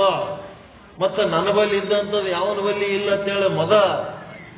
ನನ್ನ ಬಲ್ಲಿ ಬೇಕಾಗಿ ಇರುತ್ತದ್ದು ಮಂದಿ ಬಲ್ಲಿ ಇತ್ತಂದ್ರೆ ಮತ್ತರ ಹೊಟ್ಟೆ ಕಿಚ್ಚು. ಮತ್ತದು ನನಗೇನ್ ಬೇಕು ಅದು ಸಿಕ್ಕದಂತಂದ್ರೆ ಅದು ನಮ್ಮ ಹತ್ರನೇ ಇಟ್ಕೊಂಡೇವಂತಂದ್ರೆ ಮೋಹ. ಅದರದೇ ಒಂದು ಇದ್ರೊಳಗೆ ಎಲ್ಲ ಮರೆತು ಬಿಡ್ತೇವಲ್ಲ, ಅದು ಮೋಹ. ಇವೆಲ್ಲ ಲಕ್ಷಣಗಳನ್ನು ನಾವು ಮುಂದೆ, ಇವೆಲ್ಲ ರಾಕ್ಷಸರೇ. ಇವು ರಾಕ್ಷಸರೇ. ಅತಿ ಪ್ರೀತಿ, ಅತಿ ದ್ವೇಷ, ಇವೆರಡು ಬೇಡ. ಸ್ವಲ್ಪ ಪ್ರೀತಿ, ಸ್ವಲ್ಪ ಡಿಸ್ಟೆನ್ಸ್. ಈ ತಾಯಿ ಅದಕ್ಕೆ ಮಕ್ಕಳಿಗೆ ದೂರ ಇಟ್ಟಾಳ, ಅದೇನು ದ್ವೇಷ ಅಲ್ಲ. ಟೀಚರು ಹುಡುಗರಿಗೆ ಬಡಿತಾಳ, ಅದು ದ್ವೇಷ ಅಲ್ಲ. ಗುರು ಶಿಷ್ಯರಿಗೆ ಬೈತಿರ್ತಾನೆ, ಅದು ದ್ವೇಷ ಅಲ್ಲ. ಎಲ್ಲರಿಗೂ ಒಳಿತಾಗಲಿ, ಎಲ್ಲರಿಗೂ ಶುಭವಾಗಲಿ. ಪರಮಾನಂದ ಪ್ರಾಪ್ತಿ ಭವ, ಸರ್ವ ದುಃಖ ನಿವೃತ್ತಿ ಭವ, ಇಷ್ಟಾರ್ಥ ಸಿದ್ಧಿರಸ್ತು. ಯಶಸ್ವಿ ಭವ, ಯಶಸ್ವಿ ಭವ. ಓಂ ಶಾಂತಿ ಶಾಂತಿ ಶಾಂತಿ. ಎಲ್ಲರಿಗೂ ಶರಣು ಶರಣಾರ್ಥಿಗಳು. ಈಗ ಅಮ್ಮನವರು ಮಂಗಳಾರತಿ ಮಾಡ್ತಾರೆ, ಮಂಗಳಾರತಿ ಕೇಳ್ಕೊಂಡು.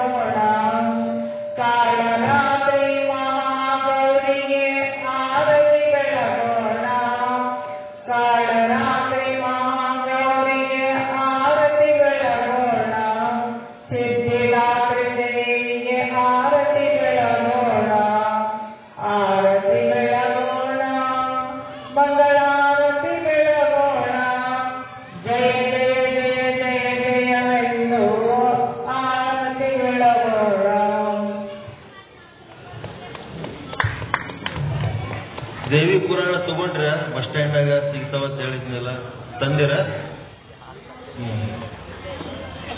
ಆಮೇಲೆ ಇದೊಂದು ಚಾತುರ್ವರ್ಣ ಧರ್ಮ ದರ್ಶನ ಅಂತ ಬುಕ್ ಕೇಳಿರ? ಇದು ಒಂದು ಬುಕ್ ಅದ, ಎಲ್ಲರೂ ಓದಲೇಬೇಕಾದಂಥದ್ದು.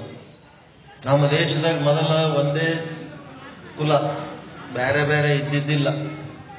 ಆ ಒಂದೇ ಕುಲದ ಜನರನ್ನ, ಭಾರತೀಯರನ್ನ 4 ಭಾಗ, ಬ್ರಾಹ್ಮಣ, ಕ್ಷತ್ರಿಯ, ವೈಶ್ಯ, ಶೂದ್ರ ಮಾಡಿ ತುಂಡು ತುಂಡು ಮಾಡಿ ಒಬ್ಬರು ಮೇಲು ಒಬ್ಬರು ಕೀಳು ಮಾಡಿದ್ರಲ್ಲ, ಅದು ಯಾಕೆ ಮಾಡಿದ್ರು, ಹೆಂಗ್ ಮಾಡಿದ್ರು ಅಂತ ಈ ಬುಕ್ನಾಗ 60-70 ರೂಪಾಯಿ ಅಷ್ಟೇ. ಕುಮಾರ ಕಕ್ಕಯ್ಯ ಕೋಳ್ ಅಂತೇಳಿ ತಹಸೀಲ್ದಾರ್ ಬರ್ದಾರ. ಯಾವ ರೀತಿ ದೇವರು ಮತ್ತು ಧರ್ಮದ ಹೆಸರಿನಲ್ಲಿ ಜನರನ್ನ ಭೇದ ಭಾವ ಮಾಡಿ ಮೇಲು ಕೀಳು ಭಾವನೆಗಳನ್ನ ಹುಟ್ಟಿಸಿ ಜನರ ಒಂದು ಸಾಮಾಜಿಕ ಸ್ವಾಸ್ಥ್ಯವನ್ನ ಹಾಳು ಮಾಡ್ಯಾರ. ಇವತ್ತಿನದು ಸುಧಾರಿಸ್ಲಕ್ಕ ಆಗ್ಲಾರ್ದಷ್ಟು ಕಷ್ಟದಾಗ ಜನರದ ಅಂತ ಒಂದು ಡೇಂಜರ್ ಈ ಚಾತುರ್ವರ್ಣ ಪದ್ಧತಿ. ಅದ್ರ ಬಗ್ಗೆ ನಾನು ಅದ್ರ ಬಹಳ ವಿರೋಧಿ ಅದನ್ನು, ಚಾತುರ್ವರ್ಣದ ಬಗ್ಗೆ. ಈ ಗ್ರಂಥ ಸಿಕ್ತು ಅಂತಂದ್ರೆ ಓದ್ರಿ, ಇಲ್ಲ ಬಸ್ ಸ್ಟ್ಯಾಂಡ್ನಾಗ ಹೇಳಿದ್ರಿ ಅಂದ್ರೆ ತರಿಸಿಕೊಡ್ತಾರೆ. ಕುಮಾರ ಕಕ್ಕಯ್ಯ ಕೋಳ್ ಚಾತುರ್ವರ್ಣ ಧರ್ಮದರ್ಶನ. ಆಮೇಲೆ ಒಂದು 2000 ಗ್ರಂಥಗಳನ್ನು ನಾನು ಓದಿನಿ, ಧರ್ಮ ಗ್ರಂಥಗಳು, ವೇದ, ಆಗಮ, ಉಪನಿಷತ್, ಶಾಸ್ತ್ರ, ಪುರಾಣ, ಇತಿಹಾಸ. ಅಷ್ಟೆಲ್ಲ ಓದಿದಾಗೂ ನನಗೆ ಯಾವ ಸಮಾಧಾನ ಸಿಗಲಿಲ್ಲ. ಕೊನೆಗೆ ನನಗೆ ಸಿಕ್ಕಿದ ಸಮಾಧಾನ ಅಂದ್ರೆ ಈ ಗ್ರಂಥ. ಇದಕ್ಕೆ ನಿನ್ನೆ ಹೇಳಿದಿಲ್ಲ, ವೇದ ಕೃಪೆ ವಿಚಾರ ಸಾಗರ ಅಂತೇಳಿ ಒಂದು ಗ್ರಂಥ. ಇದ್ರ ಮೇಲೆ ನನ್ನ ಪ್ರವಚನ 12 ವರ್ಷದ ಪ್ರವಚನಗಳದಾವೆ. 12 ವರ್ಷ. ಈಗೇನಾಗ್ಯದ 4 ವರ್ಷದ ತನಕ ಮಾಡೀನಿ. ಸಾವಿರಾರು ಪ್ರವಚನಗಳು ಯೂಟ್ಯೂಬ್ನಾಗ ಅದಾವ.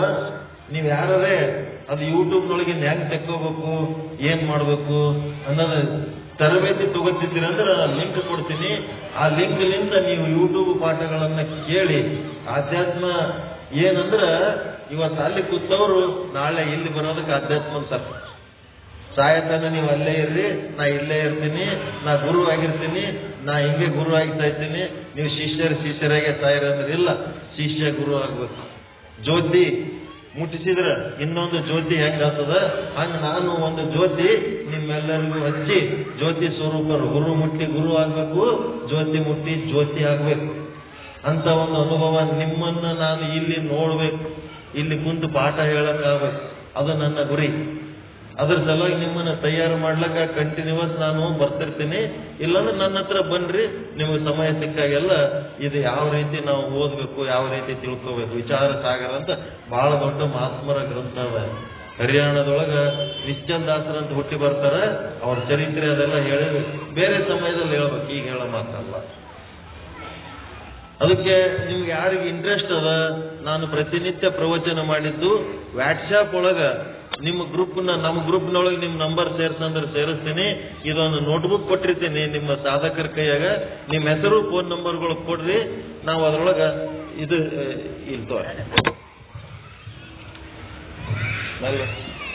ಇದ್ರೊಳಗೆ ಹೆಸರು, ಫೋನ್ ನಂಬರ್ಗಳು ಬರೆದು ಕೊಡ್ರಿ. ನಮ್ಮ ಗ್ರೂಪ್ನಾಗ ಸೇರಿಸಿ ನೀವು ಪ್ರತಿನಿತ್ಯ ನಮ್ಮ ಪ್ರವಚನಗಳು ಬರಂಗ ಮಾಡ್ತೀವಿ. ಮತ್ತೆ ಹಿಂದೆ ಮಾಡಿದ ಪ್ರವಚನಗಳು ಯೂಟ್ಯೂಬ್ ಲಿಂಕ್ ಕಳಿಸ್ತೀವಿ. ಅದರಿಂದ 1ನೇ ದಿವಸದಿಂದ ಕೇಳ್ಕೊತ ಹೋಗ್ರಿ. ಕೊನೆಗೆ ಏನಾಗಬೇಕು, ದೇವಿ ಭಕ್ತರು, ದೇವಿ ಸ್ವರೂಪರಾಗಬೇಕು. ಯಾವ ದೇವರನ್ನ ನೀವು ಆರಾಧನೆ ಮಾಡ್ತೀರಿ, ನೀವು ಆ ದೇವರ ಸ್ವರೂಪ ಆಗಬೇಕು. ಅದಾದಾಗೆ ಮುಕ್ತಾಯ ಆಗತ್ತೆ. ದೇವಿ ಹೆಂಗ ಪೂಜ್ಯ ವ್ಯಕ್ತಿ ಅಳ, ನೀವು ಪೂಜ್ಯ ವ್ಯಕ್ತಿಗಳಾಗಬೇಕು. ದೇವಿ ಹೆಂಗ ಶ್ರೇಷ್ಠದಳ, ನೀವು ಶ್ರೇಷ್ಠ ವ್ಯಕ್ತಿಗಳಾಗಬೇಕು. ದೇವಿ ಹತ್ರ ಹೆಂಗ ಧೈರ್ಯ ಅದ, ನಿಮ್ಮ ಹತ್ರನೂ ಧೈರ್ಯ ಬರ್ಬೇಕು. ದೇವಿ ಹೆಂಗ ಸುಂದರ ಅದಳ, ನೀವು ಸಹಿತ ಹಂಗ ಸುಂದರ ಮುಖದವರಾಗಬೇಕು. ಎಲ್ಲ ನಿಮ್ಮ ಹತ್ರ ಬರ್ಬೇಕು. ಪರಮಾತ್ಮನಲ್ಲಿರೋ ಎಲ್ಲ ಲಕ್ಷಣಗಳು ಜೀವಾತ್ಮನಲ್ಲಿ ಬರ್ಬೇಕು. ಜೀವಾತ್ಮ ಪರಮಾತ್ಮ ಈ ಜಗತ್ತಿಗೆ ಎಷ್ಟು ಮುಖ್ಯ ಅದನೋ, ಜೀವಾತ್ಮನು ಅಷ್ಟೇ ಮುಖ್ಯ ಅದನ. ಜೀವಾತ್ಮ ಇರಲಿಲ್ಲ ಅಂದ್ರೆ ಬರೇ ಪರಮಾತ್ಮ ಇಬ್ಬರು ತಗೊಂಡು ಏನ್ ಮಾಡ್ಬೇಕು ಈ ಜಗತ್ತಿನಾಗ? ಅದಕ್ಕೆ ಜೀವಾತ್ಮನ ಕೆಲಸ ಏನು, ಪರಮಾತ್ಮನ ಕೆಲಸ ಏನು, ಮತ್ತೆ ಅವರಿಬ್ರು ಕೂಡಿ ಏನು ಕೆಲಸ ಮಾಡ್ತಾರ ಎಲ್ಲವನ್ನ ನಾಳೆ ಹೇಳ್ತೇನೆ. ಏನು ಕಾರ್ಯ ನಡೀತದ, ಇವರೆಲ್ಲರೂ ಕೂಡಿ ಏನ್ ಮಾಡ್ತಾರ, ಏನ್ ಮಾಡ್ಬೇಕಂತ ಬಂದಾರ, ಏನೇನ್ ಮಾಡ್ಲಕ್ಕ ಅನ್ನೋದು ನಾಳೆ. ಆಯ್ತಮ್ಮ, ಏನು ಮಾತಾಡಕತ್ತೀರಿ? ಮಾತಾಡ್ರಿ. ಏನ್